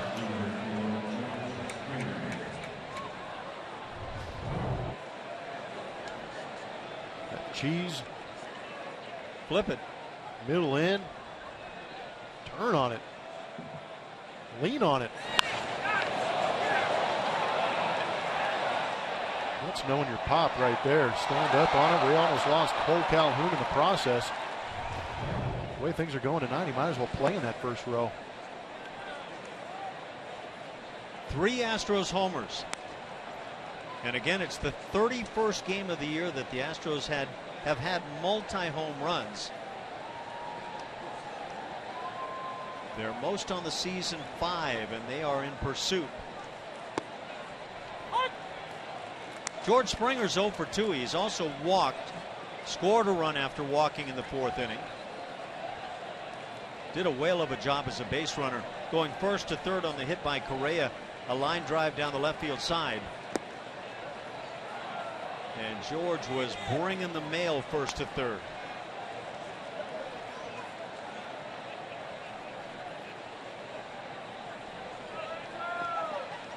Nights like this will bring some smiles. The Astros now have 6 multi-homer games by an individual. Luis Valbuena has 3 of them. Springer pops it up. Second baseman Gio Votella calls and makes the catch. Second out of the inning, and now Carlos Correa comes up 3 for 3. First AB, a lousy base hit, drop shot, and the big time bomb off C.J. Wilson. Barreled it up nicely. You can sit back and admire that young man. Everybody else in that dugout is, and they show their appreciation, and then just fastball down and in. C.J. tried to beat him, but Carlos Correa's got that quick bat going tonight. Actually got credit for a double on that one. Yep. That'll be interesting if he does end up with a strike, a cycle. Bit of a gift right there. 2 outs. 1-0 the count.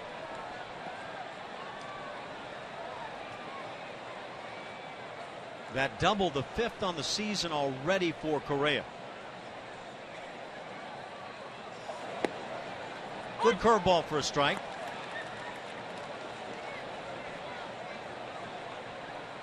Nine runs, 10 hits for Houston. 2 runs, 7 hits for the Angels.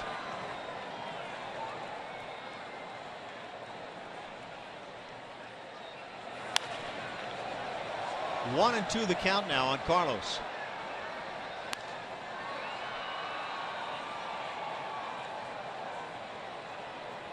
Jose Altuve is without a knock tonight. He has drawn a walk. It was intentional.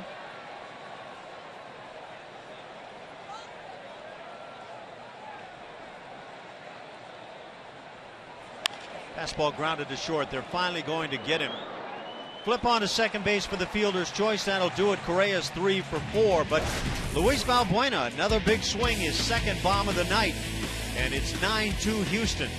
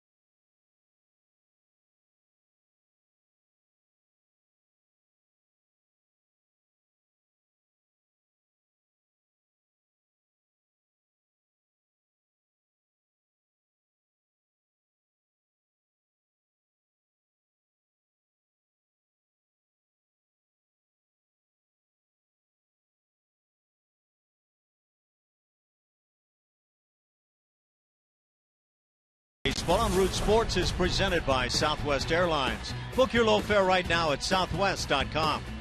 And by Geico, 15 minutes could save you 15% or more on car insurance, but you knew that. Visit us at geico.com or call 1-800-947-AUTO. To the bottom of the fifth inning we go. The Astros having a big night with the bats, lead it 9-2.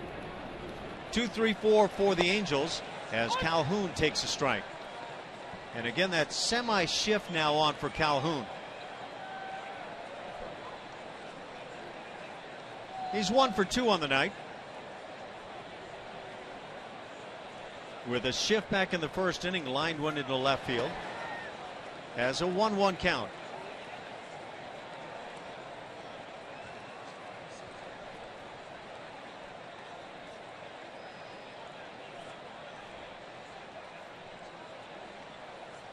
Had a number of finals in around the major leagues. The Texas Rangers have been defeated by Oakland 8-6.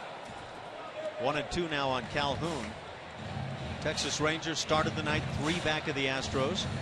So the Astros would love to add another game of padding between those two clubs.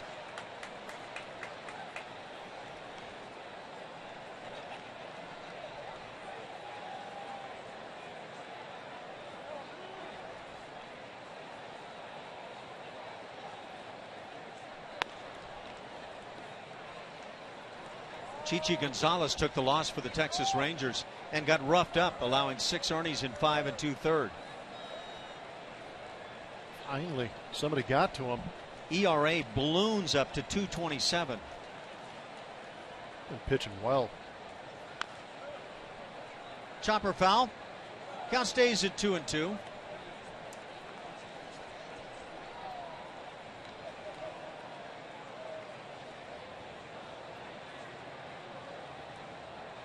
The Chicago Cubs in 10 innings at Wrigley defeated the Dodgers 1-0. See where Chris Bryant went deep a couple of times yesterday. Fly ball center field, easy for Springer. Almost straight away. And the first out of the 5th inning. Center fielder, number 27. McHugh trying to take this one deep tonight with that big lead. Mike Trout stands in. He has doubled and struck out looking.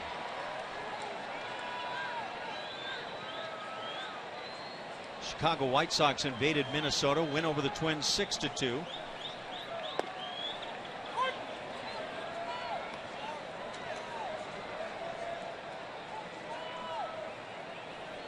It's Jeff Samardzija winning his 6th on the year. Make that 5th. For the White Sox. Good swing by Trout. He fouls it back.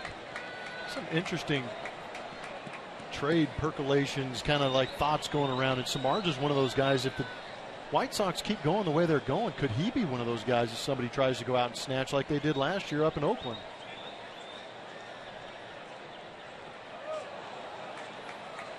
And a strikeout of Trout. 2nd time for him tonight. That's 2 down for Colin McHugh. That good slow curveball gets it done. Tomorrow's pitching matchup is presented by Chevron. They want you to care for your car. It's going to be the electric Lance McCullers out there with that fastball breaking ball combination. Get that radar gun ready. It's going to be nice and warm, and there's going to be a lot of heat coming out of that right arm. He's going up against that Shoemaker. 4-5 on the season. You good with seeing McCullers on this radar gun? Oh, yeah. Little chopper, Albert Pujols. Valbuena barehands and gets him. What a play by Valbuena, already having a huge night with the bat. And a 1-2-3 5th inning turned in, and Valbuena is dealing here this evening.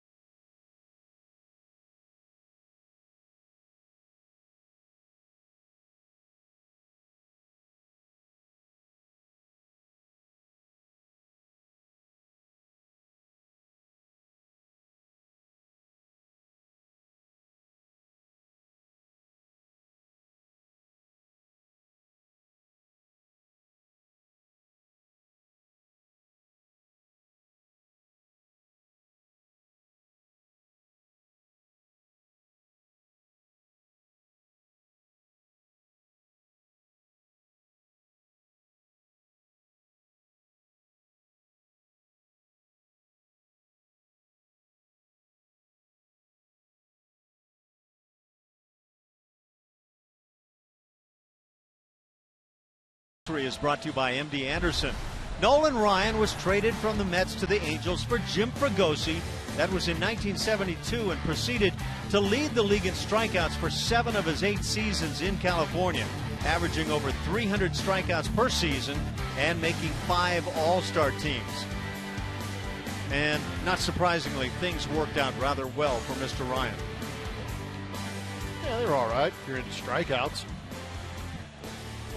5 greatest Angels. Nolan Ryan, number 1. 4 no-hitters in an Angel uniform. Some big names right there. Yeah, Tim Salmon and Brian Downing, teammates. Is Garrett Anderson with those same guys? He might have been. Jose Altuve leads off here in the Astros 6th inning. 0 for 2, looking for his first knock of the night. The Astros have 10 hits. Altuve fouls it down the right side. And to go with those 10 hits, 3 home runs already for the Astros. Carlos Correa hit his 4th of the year, a 3-run shot in the 2nd inning. That made it 4-0. After that, it's been the Luis Valbuena show, a 4th inning home run. That was a solo job. And then in the 5th inning, he had a man aboard and hit one to right field. And so 2 home runs on the night, 19 on the year for Valbuena. And he trails now very closely behind Pujols for the league leadership. 2-1 on Altuve.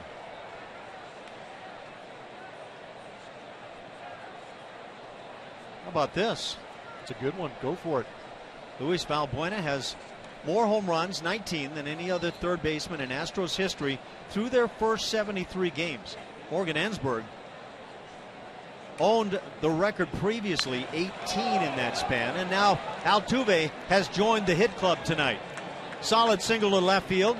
He's 1 for 3, a leadoff hit. Has Evan Gattis coming to the plate. So that's a pretty impressive number for Valbuena. Yes, it is, and it's been unusually acquired with all the strikeouts and the low batting average.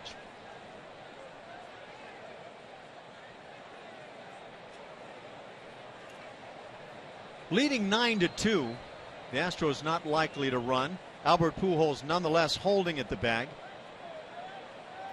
And Evan Gattis at the plate. Evans 1 for 2 on the night. Sounds kind of quiet. But that one, a first inning double, it came with 2 outs and plated a run. That was the first run of the night. Made it 1-0 Houston.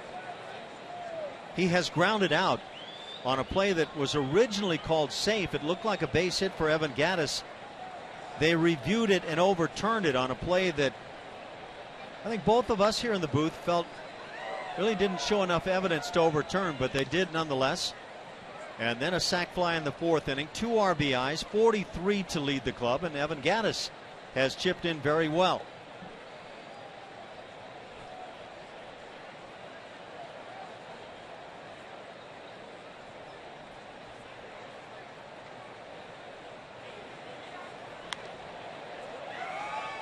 Oh, 2 the count on Evan. And a new right-hander on working it, Fernando Salas for the Angels. Fastball, slider, changeup. He's made quite a few appearances. But I think Evan Gattis has been a fine addition to this lineup because of that RBI total, and also I think he's been a great guy to have in that clubhouse. He's got a great story, seems pretty entertaining, got a good disposition about himself. Kind of provides a little bit of that veteran leadership too. Blue collar all the way. Yeah.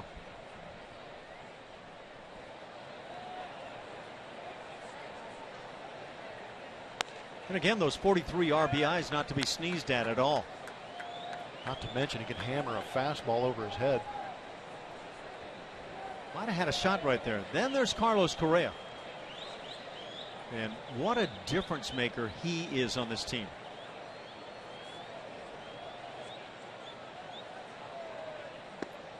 Slider got him. First down in the 6th. That's 6 strikeouts of Astros hitters. With 1 out, it brings up Colby Rasmus.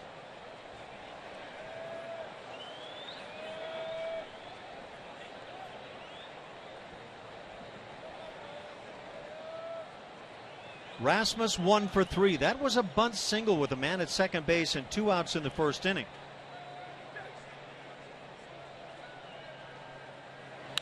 Colby lines one into right center field. Trout can't get to it. It drops for a hit. And digging for third is Altuve. A 1-out single now has runners at first and third and brings up Chris Carter. Good piece of hitting from Rasmus. Actually did a good job of creating a little bit of topspin. If that ball had any backspin on it, it might have lingered out there and allowed Mike Trout to make another great play in center field. But this one perfectly placed, dropping in front. But keep an eye on Altuve. Little man getting his wheels back under him. It's good to see him running. Yeah, we were talking earlier in the game about George Springer going first to third, and watching him between second and third is something amazing. Carter now an RBI opportunity. He's 0 for 1. To go with that, he's been hit by a pitch and walked and scored a run.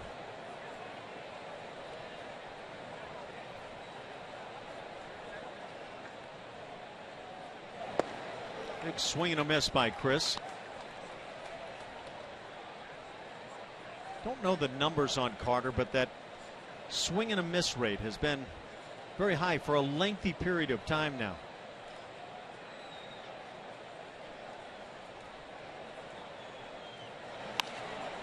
Fouls it off. It's 1-2. And you want to keep bringing the runs. 9-2 Houston.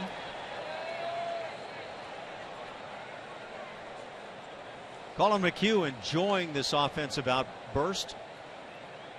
But at the same time, the focus of a pitcher is to shut down the opposition.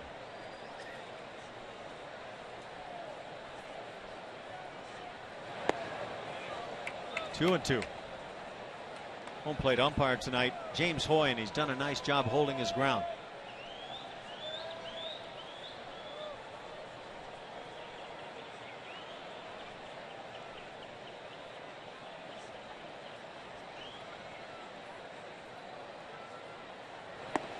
Fastball blown by. So Carter strikes out. 2 in the inning, 7 on the night for the Astros hitters. And now it's in the hands of Domingo Santana with 2 outs.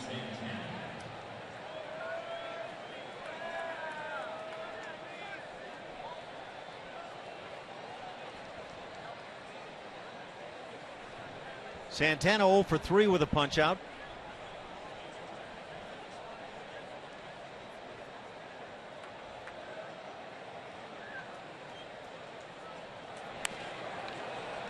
Little pop fly on the right side, tough play. Giovitella can't get there.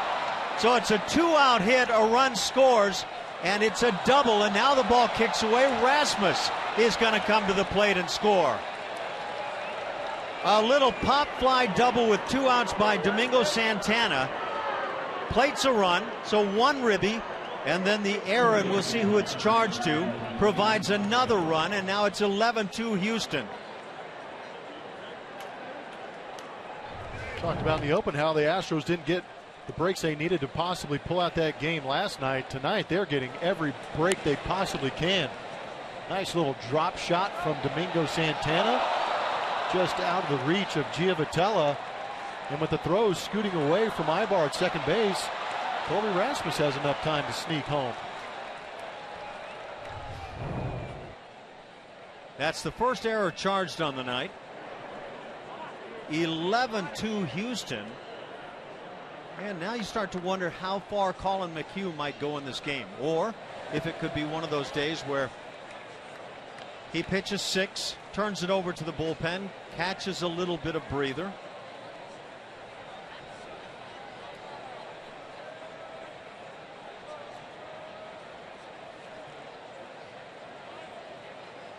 E6 is charged for that second run.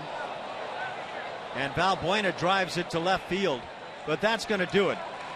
That ends the perfect night for Valbuena. He was 3 for 3. The Astros pick up 2 more and lead it 11-2.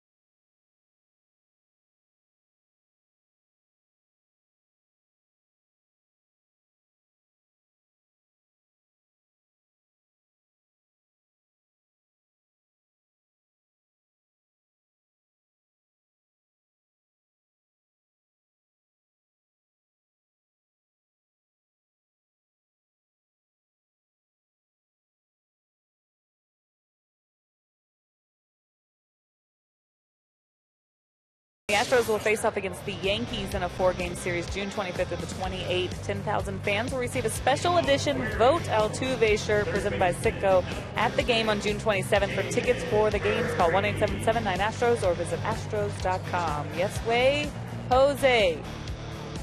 Such a sweet shirt. Thank you, Julia. Jose Altuve has chipped in tonight. He has walked and singled and scored a run. The Astros have put up 11 runs, leading 11-2 as Colin McHugh works his 6th inning. Drops that curveball in at 72 miles an hour. 5, 6, 7 here in the inning for the Halos. David Freese leads it off 0 for 2. Grounds one left side up the middle. Freese finds the hole. Leadoff single in the 6th. It brings up Eric Ibar. Preston Tucker out there in left field now. Colby Rasmus out of that game. Hopefully nothing wrong with Colby. Just try and get that left-handed bat of Preston Tucker out there. It's been a tough go for him. He's actually been cooled off a little bit because there's been so many left-handed starting pitchers facing the Houston Astros.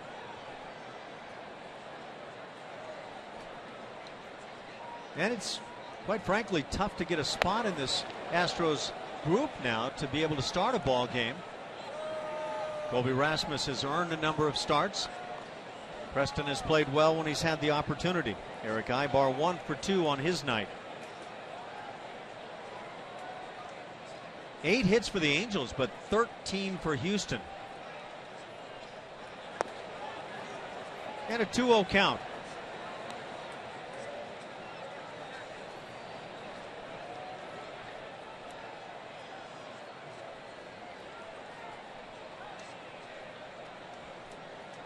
Angels have left-hander Cesar Ramos loosening in their pen and left. 2 balls and a strike. Amongst those 13 Houston hits, 3 long balls, 1 by Carlos Correa, his 4th in the bigs. Luis Valbuena has hit a pair, numbers 18 and 19.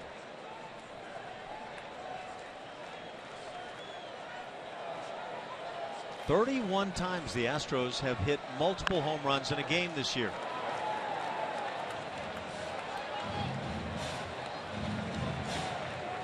It's a pretty good pace.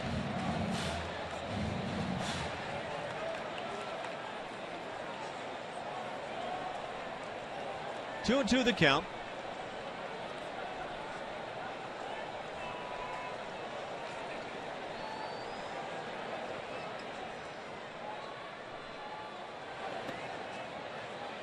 Infield shallows up a bit at short and second. Trying to get the double play. There's Ramos. And also trying to deal with the speed of Eric Ibar.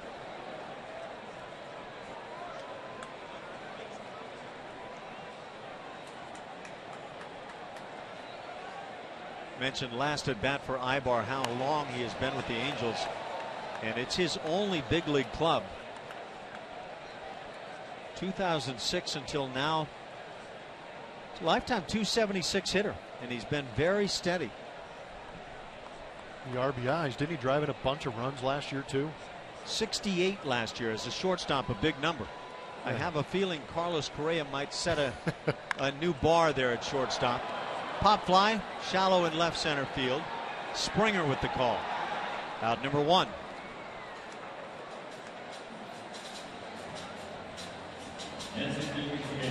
Imagine you have to pass a guy like Alex Rodriguez or a Cal Ripken with the RBIs at shortstop. Those guys, pretty lofty standards when they were playing shortstop.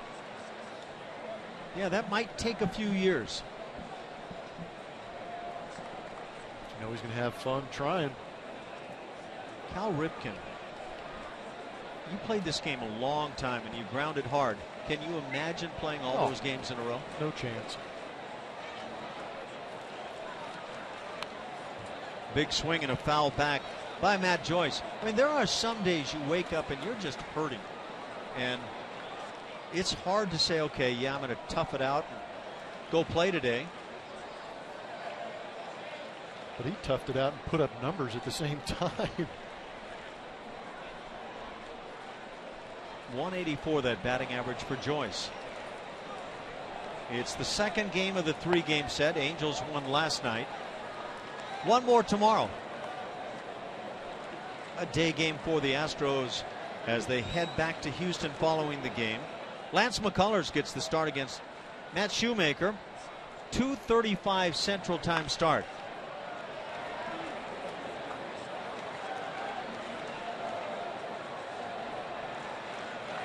You need me to set that alarm for you tomorrow, Ash? It's an early game. I've already said it. You ready to go, huh? I wish I had. Wish I could say I was that ahead of the game. You'll get home, sleep on your nice comfy bed. Oh, yeah. Another foul ball. Count stays at 1-2. Bottom of the 6th inning.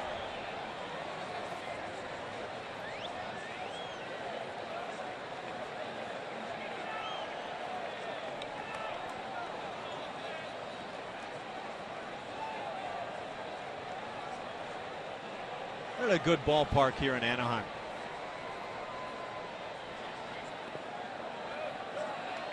That over the top Yacker gets a lot of swings on that pitch. Matt Conger behind the plate tonight. He's played a part in the offense. A couple of hits, has scored a run.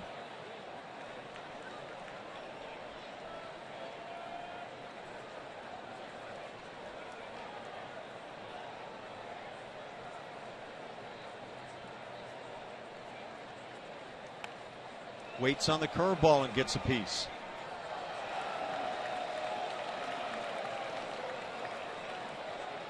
It's getting lost in all this offense is how well McHugh's actually pitching. The only 2 runs for the Angels came in the 4th inning. And they had 4 hits in that inning.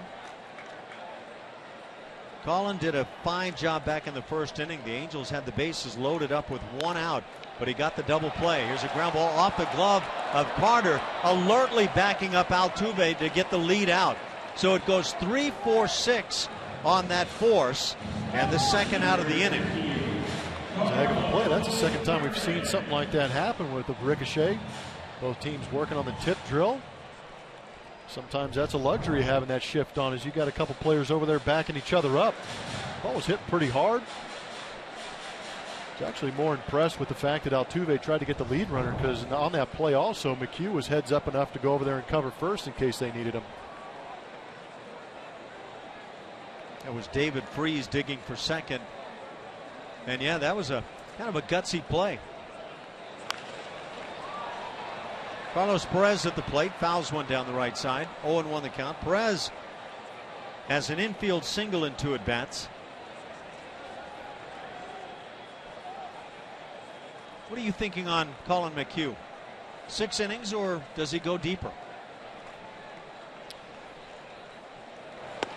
I'm not sure if it's going to be tough for AJ to go out there. I know we talk about trying to discount some of these innings and try and relieve some pressure on that arm, maybe gain those innings back, later in the season in August, September, when there's hopefully a pennant push. But he's going to be a tough guy to take out of there. I would say right at around 100 pitches is when you got to say enough's enough. Fly ball to left field. Preston Tucker will make the catch. That does it for the Angels. Colin McHugh gets through the 6th inning, leading it 11-2.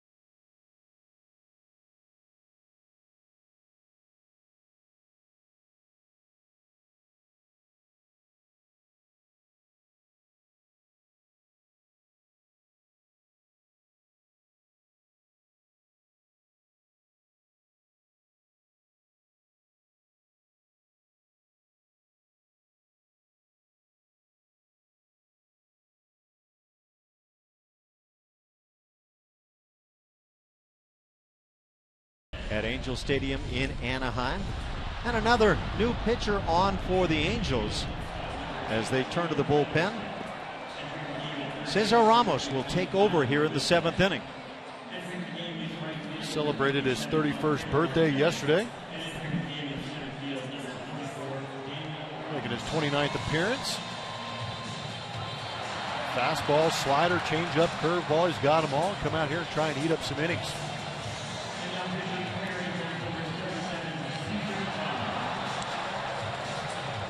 Houston Methodist is going to help us get to know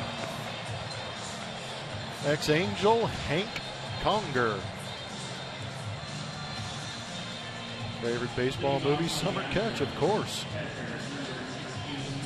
You're a big fan of Freddie Prinze, aren't you, Ash? Current player he most respects is Yadier Molina. If he could be anything else, a DJ or a physical therapist. Kind of goes hand in hand, doesn't it? Yeah, I'd like to see him on the turntables. Hank Conger, a couple of hits on the night. Doesn't need to be anything else right now.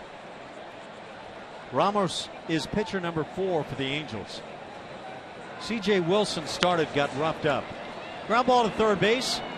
1 pitch and 1 out here in the 7th inning. C.J. Wilson, 3 1/3, 8 hits, 7 runs all earned. A couple of walks, 3 strikeouts, allowed 2 bombs on the night. And C.J. Wilson, on paper, came in looking really good. The last 2 starts strong.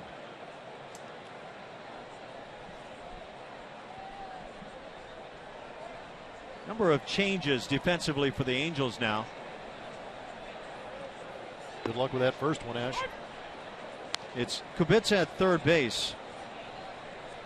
Kyle Kubica playing at third. At shortstop, it's Taylor Featherston. Chris Iannetta picks it up at first base. Daniel Robertson, who we saw in left field last night, is now in center.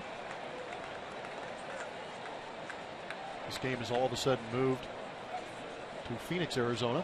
Spring training time, Alfredo Marte is in right.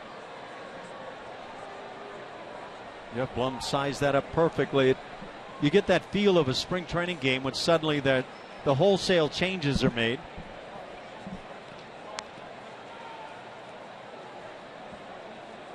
One ball, 2 strikes. Back earlier in the ball game, we were told it was an E6 on that play by the Angels that provided the Astros a run. Instead, it's an E9 now. Ground ball left side. So Springer's going to be retired. Good strong throw from shortstop from Featherston. Although a bit offline, Springer is 0 for 4 on his night. And now Carlos Correa. He's had a big evening. You're going to make me read this? It's yours. Third shortstop since 1900 to hit 4 home runs in his first 15 games.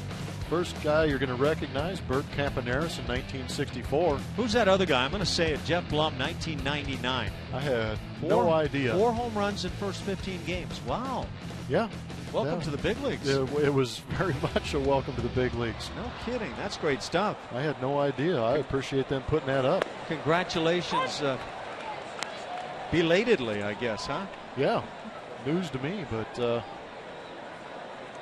it's kind of cool. That is really good work. So you were the Carlos Correa of your day. Yeah, that was back when I was playing shortstop. That was the problem. Well, I got to play short. I played a lot of shortstop, but when I came up, Orlando Cabrera was a shortstop, broke his ankle.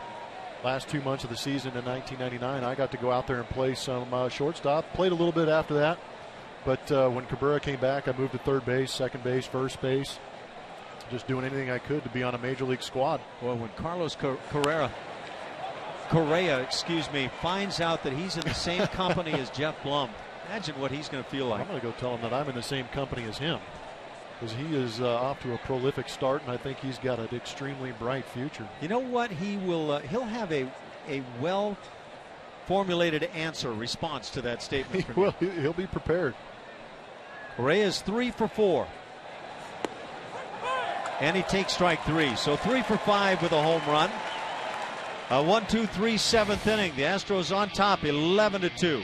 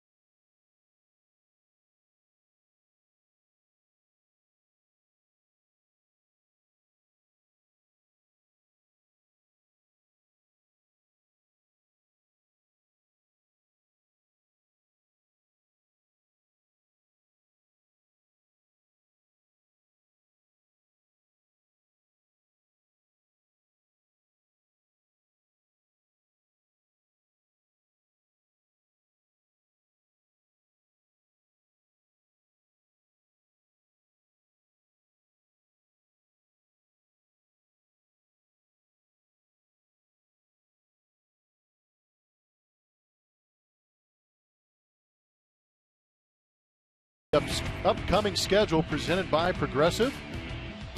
Early game tomorrow, 12:35 on that Wednesday getaway game before the Astros head back to Houston for a 7-game homestand. You see the New York Yankees logo in there for 4 days. Then they will play the Kansas City Royals. It's going to be a tough homestand, but it'll be a lot of fun to watch. Team will head out Thursday, July 2nd to go into Boston for that July 4th weekend. That's going to be a great time to be up there in the Massachusetts area. And then 4 games in Cleveland, Ohio, 3 with the Tampa Bay Rays to finish off that road trip and finish off technically not the first half, but first half until that All-Star break. As you see Marwin Gonzalez in there at second base for Jose Altuve. So there's your change defensively. A.J. Hinch taking it easy on us. Much easier than Mike Scioscia has. Ooh. Colin McHugh working into the 7th inning with this 11-2 lead. Finds the strike zone. It's 1-1. 2 for 2 on the night for the 9-hitter Efrain Navarro. A couple of singles, 2 RBIs on his evening. Navarro has driven in 5.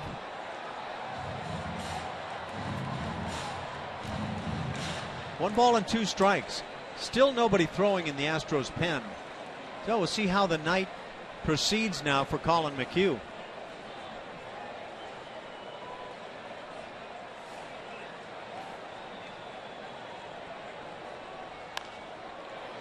Foul on the left side. It stays at 1-2. We mentioned that the Texas Rangers have been beaten this evening. That at the hands of the Oakland A's. 8-6 final there.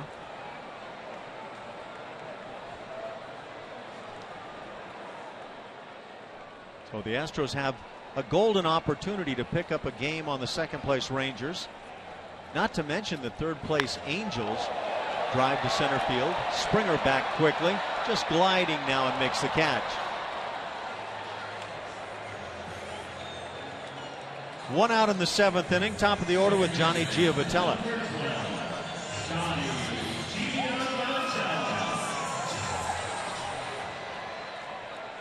Yeah, the sun is out right now, and it's a. The second I put this on.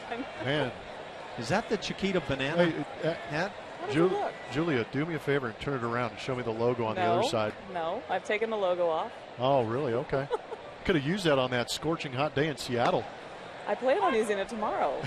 That's actually a good idea. Scorching hot tomorrow. Nice look on you. Thank you.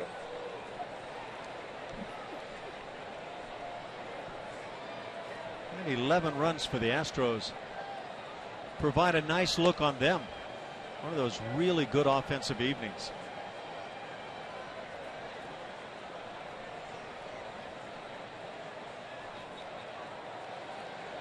Houston Astros offensively.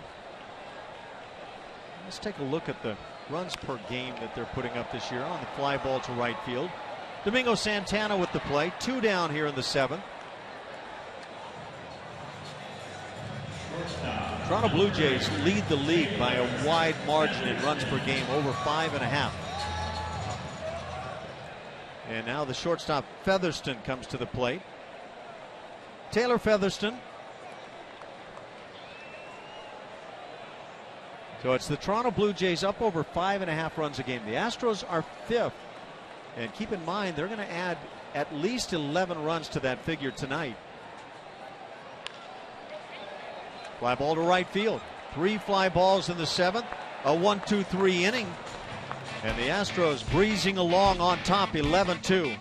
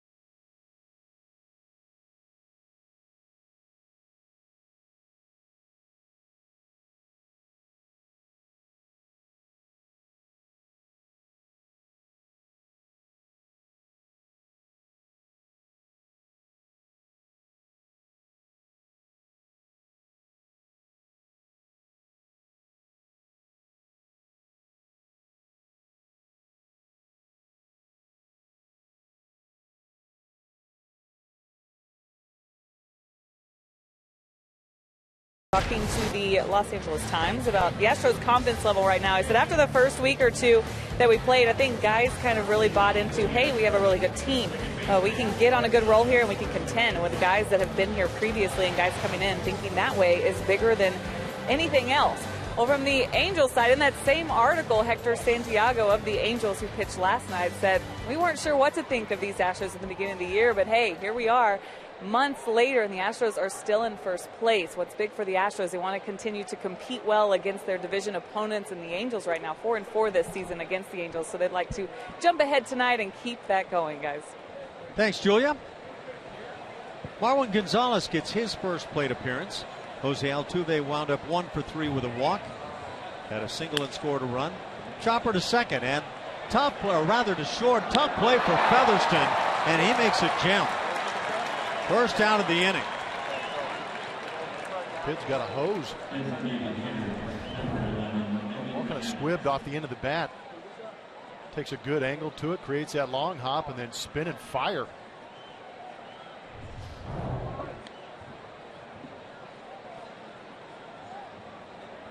One out on that fine play here in the 8th inning. Evan Gattis at the plate, and Evan has driven in 2 tonight. He leads the team with 43 ribbies. Had a first inning 2-out double that plated the first run of the night. And now rams one into left center field, but Trout gets there quickly for the out.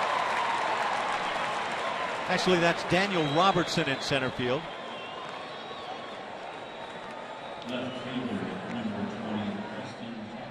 Colin McHugh came off the mound in his previous half inning and had a little chat with the skip.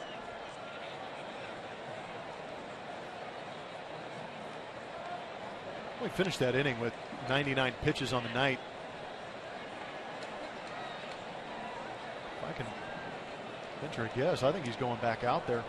And I think the view of the bullpen that we have says the same thing.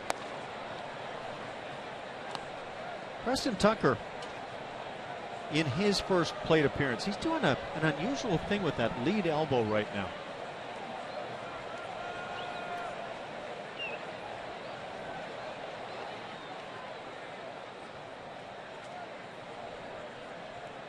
Tucker hitting .252. He's had some big swings for the team. See that front side coming open. 4 homers, 15 runs driven in. Colin McHugh getting treated to a lot of runs tonight, but he's also pitched very well. Tucker waves. It's 1-2.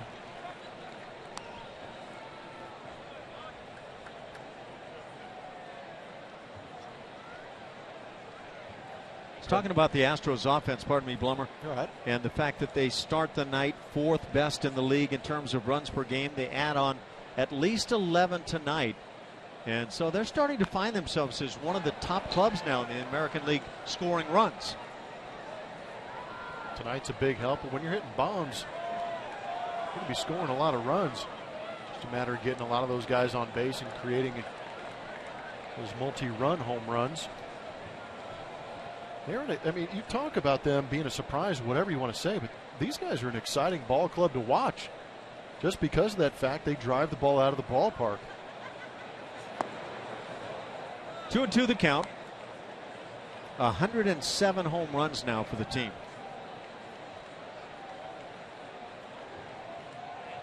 They started the night 10 in front of the Yankees, who were second best. And now add to that figure Yankees, Blue Jays, Baltimore, in terms of the home runs, right behind.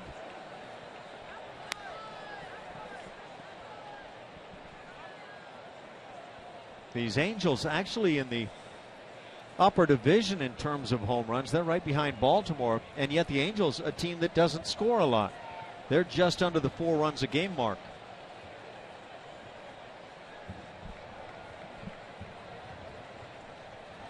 Two-two pitch to Tucker.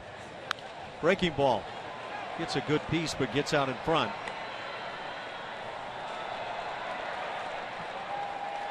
Carlos Correa. Man, hope you got to see that home run he hit in the 2nd inning. He seems cool and calm and enjoying things. That was some kind of shot. 20 years old, raking major league pitching. I don't get the impression that he's surprised about any of this. I think he set his sights early in life, maybe realized he had unique talent. Ooh. And then some.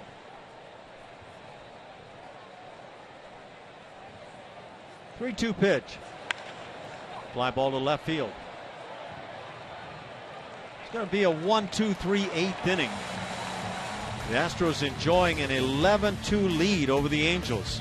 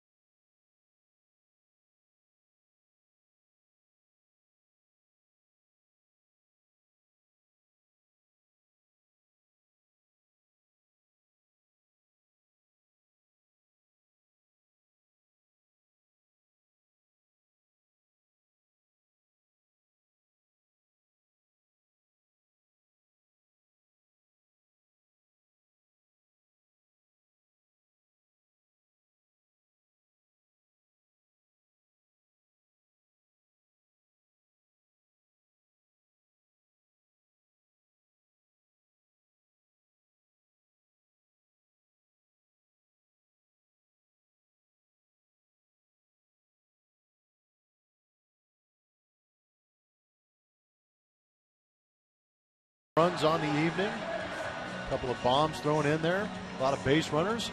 McHugh going back out there. He's sitting on 99 pitches right now. I don't think he had to talk his way into this 8th inning, but had a conversation with A.J. Hinch, and he will be on and see how this inning goes.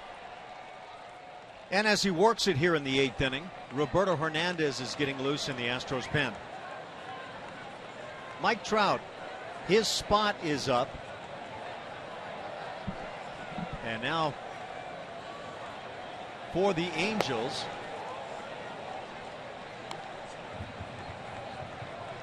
with a 1-0 count,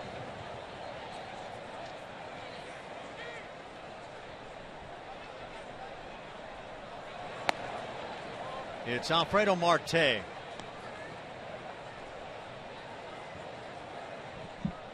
So this spring training game continues here in the 8th inning. Mike Trout was 1 for 3. Foul ball goes back. 2 balls and a strike. Marte leading off in the 8th inning.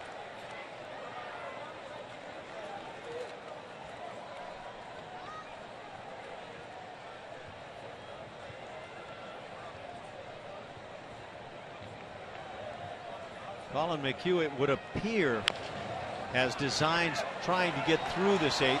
Little roller, and it's going to stay fair, it appears.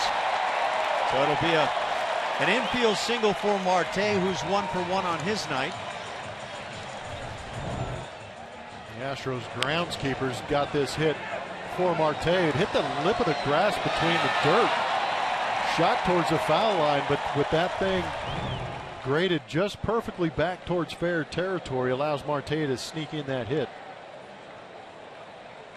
And now Daniel Robertson comes to the plate. This is the Albert Pujols slot.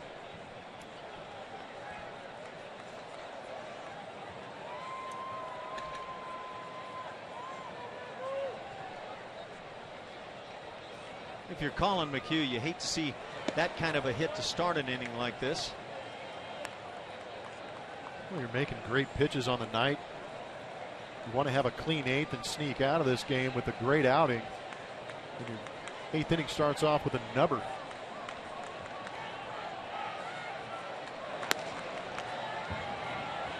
Two 2-0 the count on Robertson.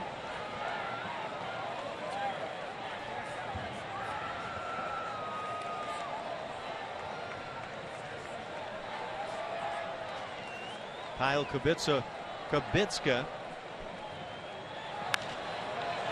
waits on deck. Fly ball shallow into left center field. Springer on and calling. He'll make the catch. There's the first out of the 8th inning. And now Kubitska will stand in.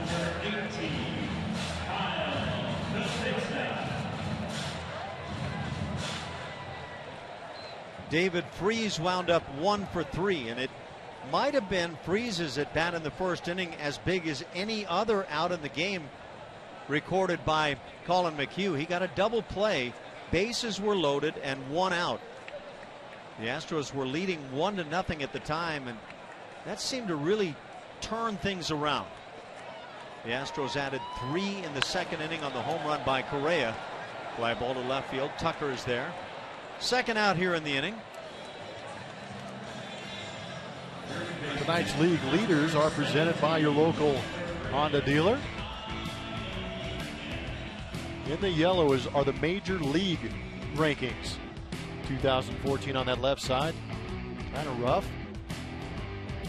Line drive percentages pretty similar, with the opponent batting average going way down with that improved bullpen and improved starting pitching. Whip has been great, sneaking towards that 1 mark. But that bullpen ERA for me, good grief, 4.48, dropping heavily. That's where they needed to do it too. It's been a really nice combined effort as you're starting to see the numbers have some meaning on this club, but all along the pitching numbers have had great meaning.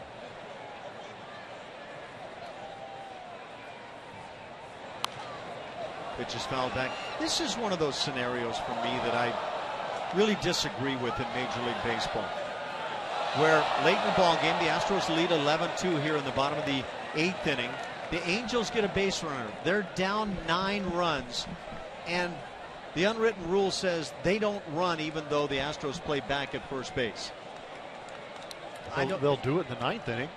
Doesn't make any sense to me.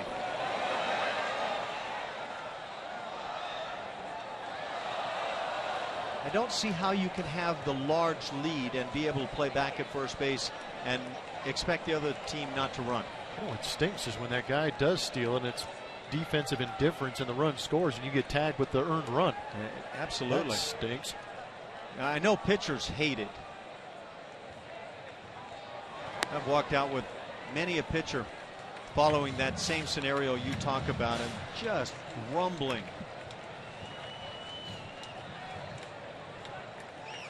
Two and two the count. 2 outs in the 8th inning.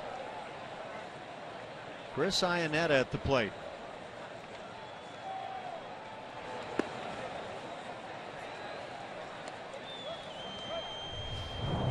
So you came to get a foul ball. Careful what you wish for, and then you just box it. No. It'll be okay, dear. We'll get you some Cracker Jack. 3-2 pitch. Runner goes down on strikes. Iannetta. So Colin McHugh has worked 8 strong innings tonight, and as he walks off probably his last frame, leading 8-2. Or rather 11-2. Excuse me.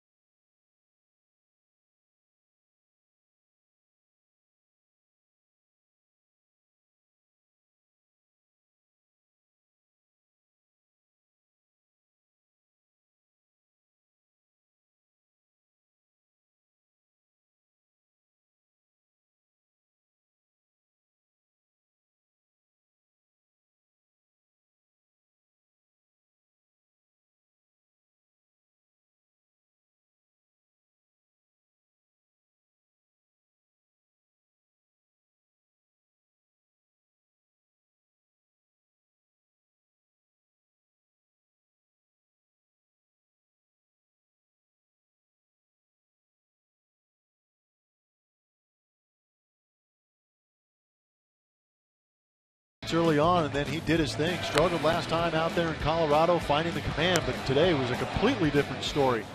Made the adjustments previous to this start. We saw 4 great pitches from Colin McHugh. The hammer for the strikeout. We saw a changeup for a strikeout. He also elevated with the fastball to get some of those strikeouts, and a great, nice, tight slider that didn't flatten out. Had great depth to it going down and away. It's intriguing to see A.J. Hinch come up. That's obviously the end of the night for Colin McHugh, and yeah, you wonder what AJ had to say. Great job. We certainly needed that one tonight. We're going to make sure we get Roberto Hernandez a chance to pitch an inning here, and way to give the team a chance to win. Beautiful. 1 walk, 6 strikeouts. It's a lot of fun watching Brent Strom work with the pitchers. He is so involved. And now Chris Carter leads off in the 9th inning. It has been all Houston after some early home runs. 3-run shot by Carlos Correa and 2 bombs by Luis Valbuena, who has 19 on his enormous home run season.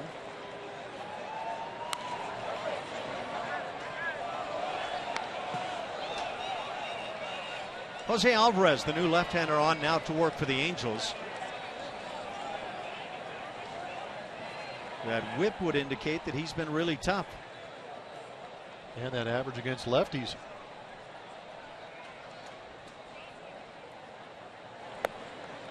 Hey, let's talk about the home run leaders in the American League. We saw Albert Pujols hit 2 last night. Numbers 22 and 23. Nelson Cruz and now Luis Valbuena each have 19, second best in the league. Carter with a 2-2 count. Mike Trout and Mark Teixeira have 18. But that guy right there is tied with Nelson Cruz for the second most dingers in the American League. That deserves a bat flip. Pitch it in the air, left field and deep. Going back without a chance is Navarro. So it's a double for Chris Carter as he enters the fray. His first hit of the night. Leadoff double. And let's see what Luis Valbuena did tonight. Leaned back on some pitches, got a fastball out over the plate on C.J. Wilson and launched it in that right center field bleachers. Feeling that good? Why not hit another one? Turned on this fastball up and in for Bedrosian. It's been a couple of parties in that dugout for him.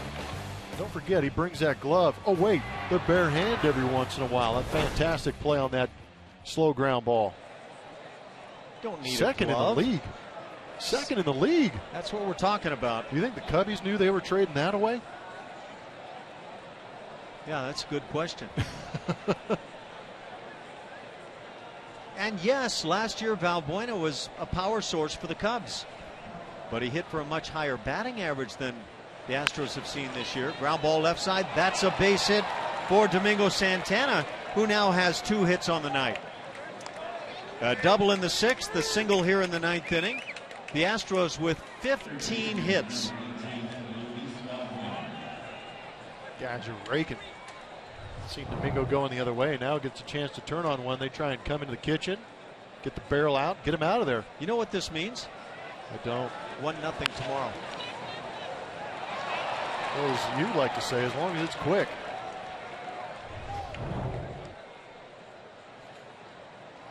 For Luis Valbuena on the season, we talked about the 19 homers. He has 22 singles.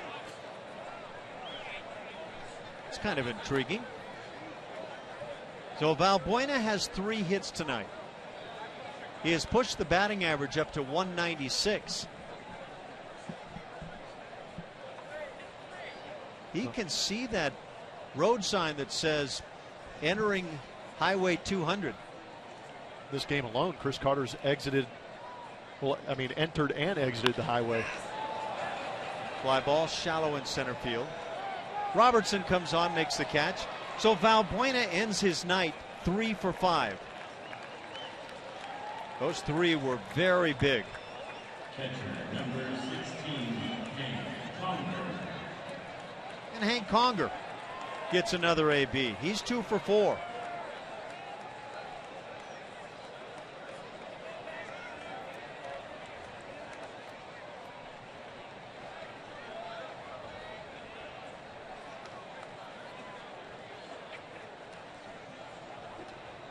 Valbuena has opened it wide open in terms of the club leadership in home runs. Conger takes a strike. 19, the next best, 13 by Gaddis and Carter. Excuse me, Carter at 12.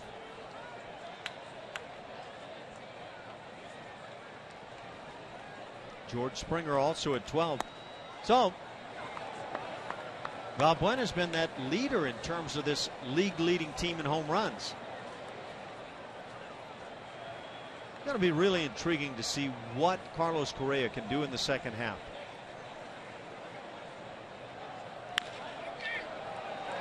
Dropping in center field, it drops for a base hit. Hank Conger has his 3rd hit of the night, and Chris Carter scores. That makes it 12-2. These numbers are going to factor in very nicely for this offense.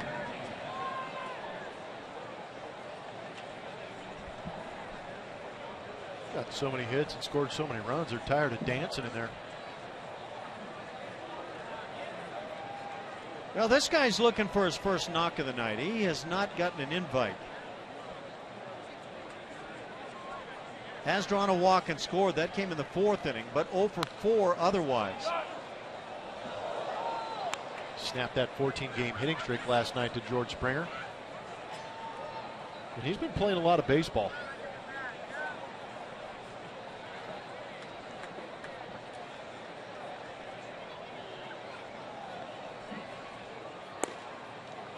And now 0-2 the count on George.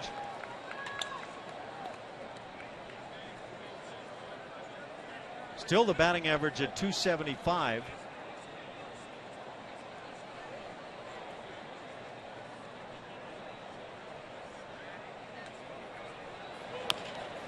Little chopper.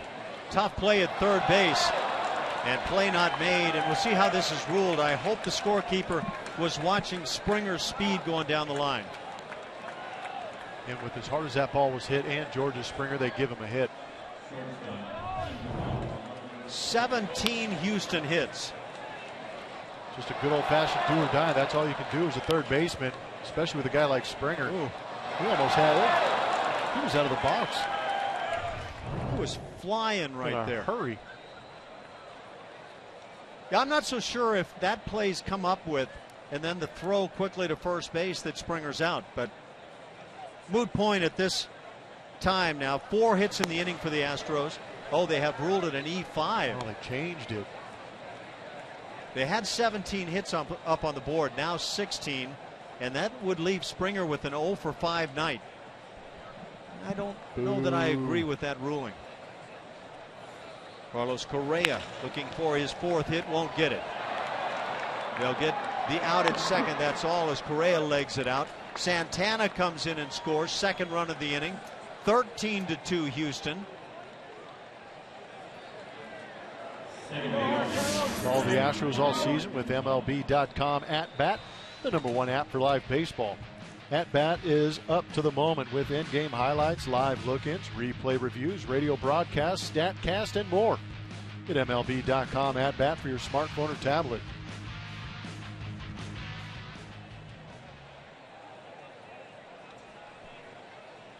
I think the scorekeeper tapped out. Marwin Gonzalez. He is 0 for 1 since coming on. Been playing well for the team. Made some gems at third base in last night's game.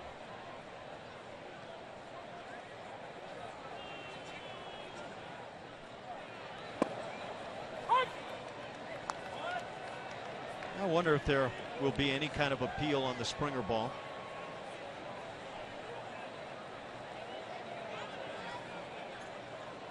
Tough error. That is a tough error. Roberto Hernandez set to work the 9th inning.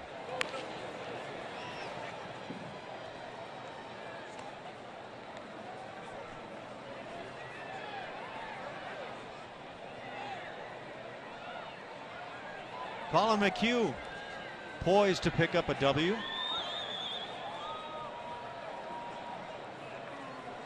Colin could move to 8-3 with a W tonight.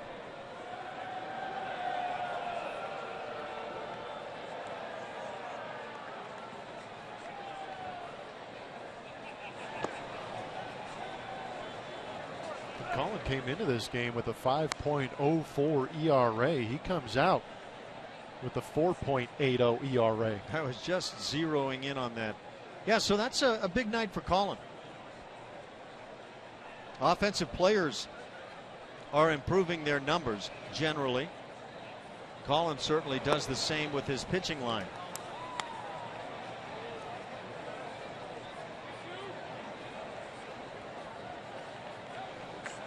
All that work, the 4 days in between, worth it when it happens like this.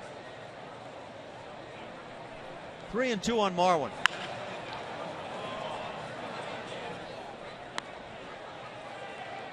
It's right side of the plate for Marwin. You can hear the bat there. The ball's coming off there very sharply.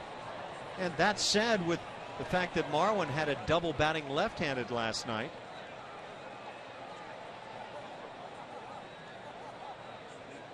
I had a tough time feeling good from both sides of the plate in my career. it's very tough. I thought. I mean, you might have, you played for 6 months. There might be 2 or 3 weeks where you're actually locked in on both sides. I used to watch Pete Rose. He could make it look so easy from both sides of the plate. Chipper Jones, great switch hitter. Just not that many guys are exceptional as a switch hitter. And therefore, when I talk to kids, I don't know how you feel about it, but I think it's wise maybe to stay on one side, get really strong on that side. When did you start switch hitting? As a kid, I was a big really? Dodgers fan, and they had a bunch of switch hitters, so I thought that was the way you did it. And a walk to Marwin Gonzalez. Got to put runners at first and second. And Evan Gattis comes to the plate. I didn't start switch hitting until I was a freshman in college. Well, I saw the video of you as a brand new switch hitter, and that was pretty strong. Head coach at Cal, Bob Milano, had a gut instinct for whatever reason, saw something in there, and I thank him for it every day. Yeah.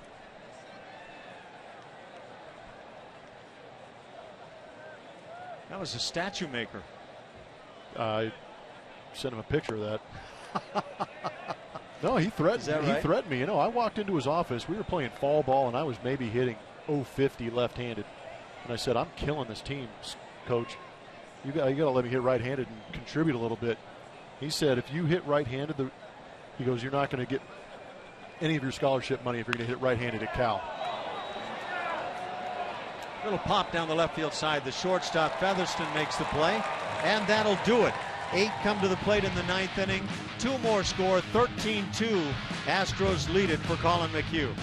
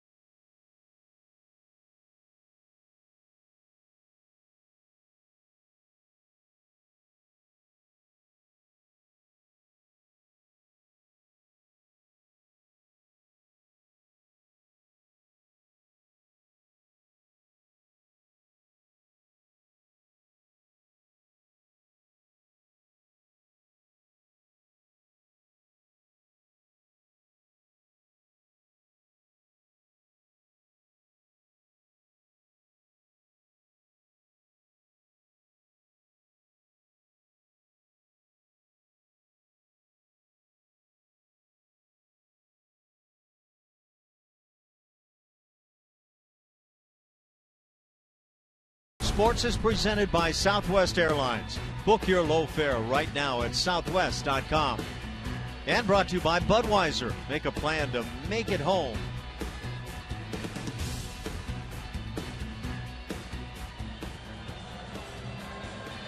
We have gotten to the bottom of the 9th inning. Roberto Hernandez has gotten to the hill where he'll pick it up for Colin McHugh. Colin, 8 strong innings tonight. We talked about some of the numbers. 16 Houston hits, and that could be in question. 9 hits for the Angels. They've committed 2 errors, and Hernandez now tries to lock it down here in the 9th inning. Last time Roberto pitched was on the 19th up in Seattle. He went 3 innings. Gave up 2 hits. Walked 1, struck out 1.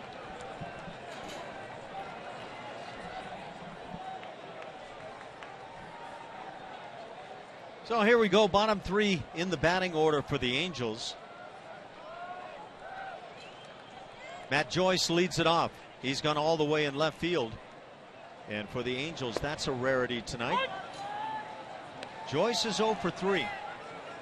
And it's been a rough go this year for Joyce. 183 the batting average.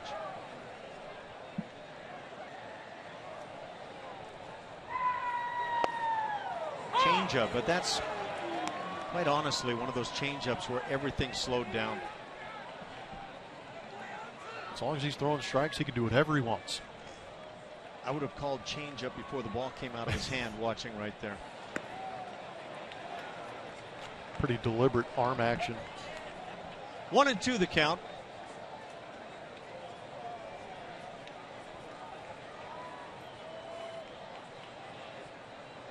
always big plays early on the fly ball here to right field. Domingo Santana makes the catch, 1 out.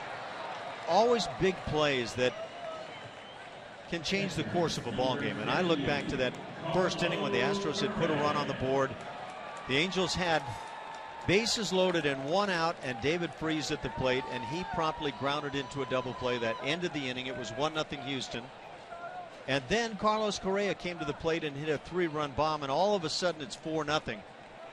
And the game just completely changed its personality at that point. And remember, they walked Albert Pujols to get into that situation. Yep, that's right. So pretty gutsy move that paid off.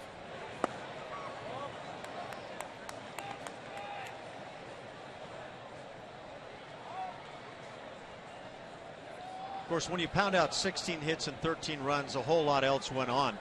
Luis Valbuena was a big part of the whole lot else. A couple of home runs on his night.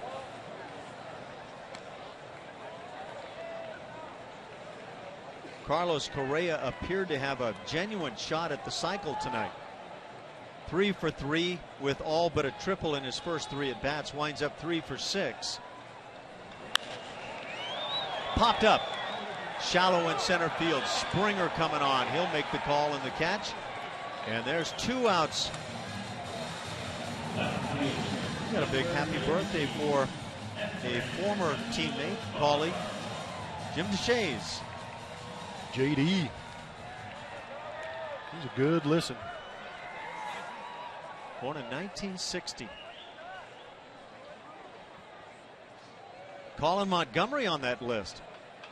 Bert Convey. We can do a TV show about all that. Line drive to right field. It's a 2-out single as the Angels keep things alive. Efrain Navarro has his 3rd hit of the night. My only question is, how did Jerry Blancas not put Lionel Messi on that list for birthdays? Lionel? If you choose to say it that way. You're that tight with him, huh? Oh, we're buds. He's on that list, huh? Same birthday? He's not on that list. I'm curious why Jerry didn't put a little more effort to get him onto that list. Oh.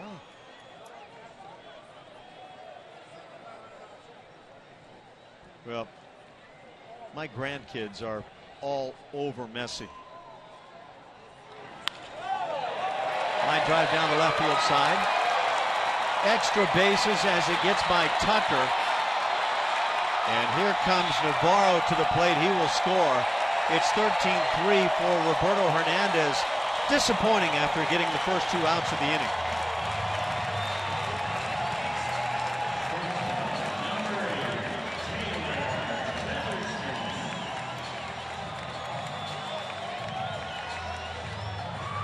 Johnny Giavotella has his first knock of the night. A double, it drives in a run.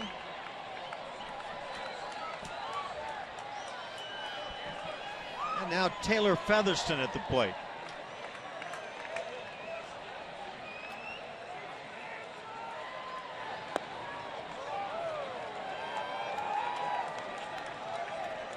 '25-year-old. We've seen some talent at shortstop. He's got some local appeal. He went to Taylor High School. Taylor, Texas. Also to TCU. Takes a strike, it's 1-1. Drafted originally by the Rockies, a 5th rounder in 2011. And didn't make his major league debut until April 15th this year, tax day.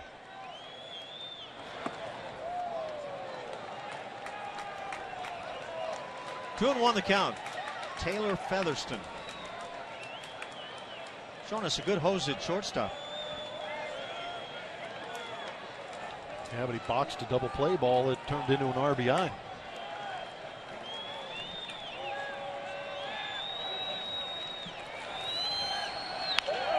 Ground ball off of Hernandez. Marlin makes the play, and that'll do it.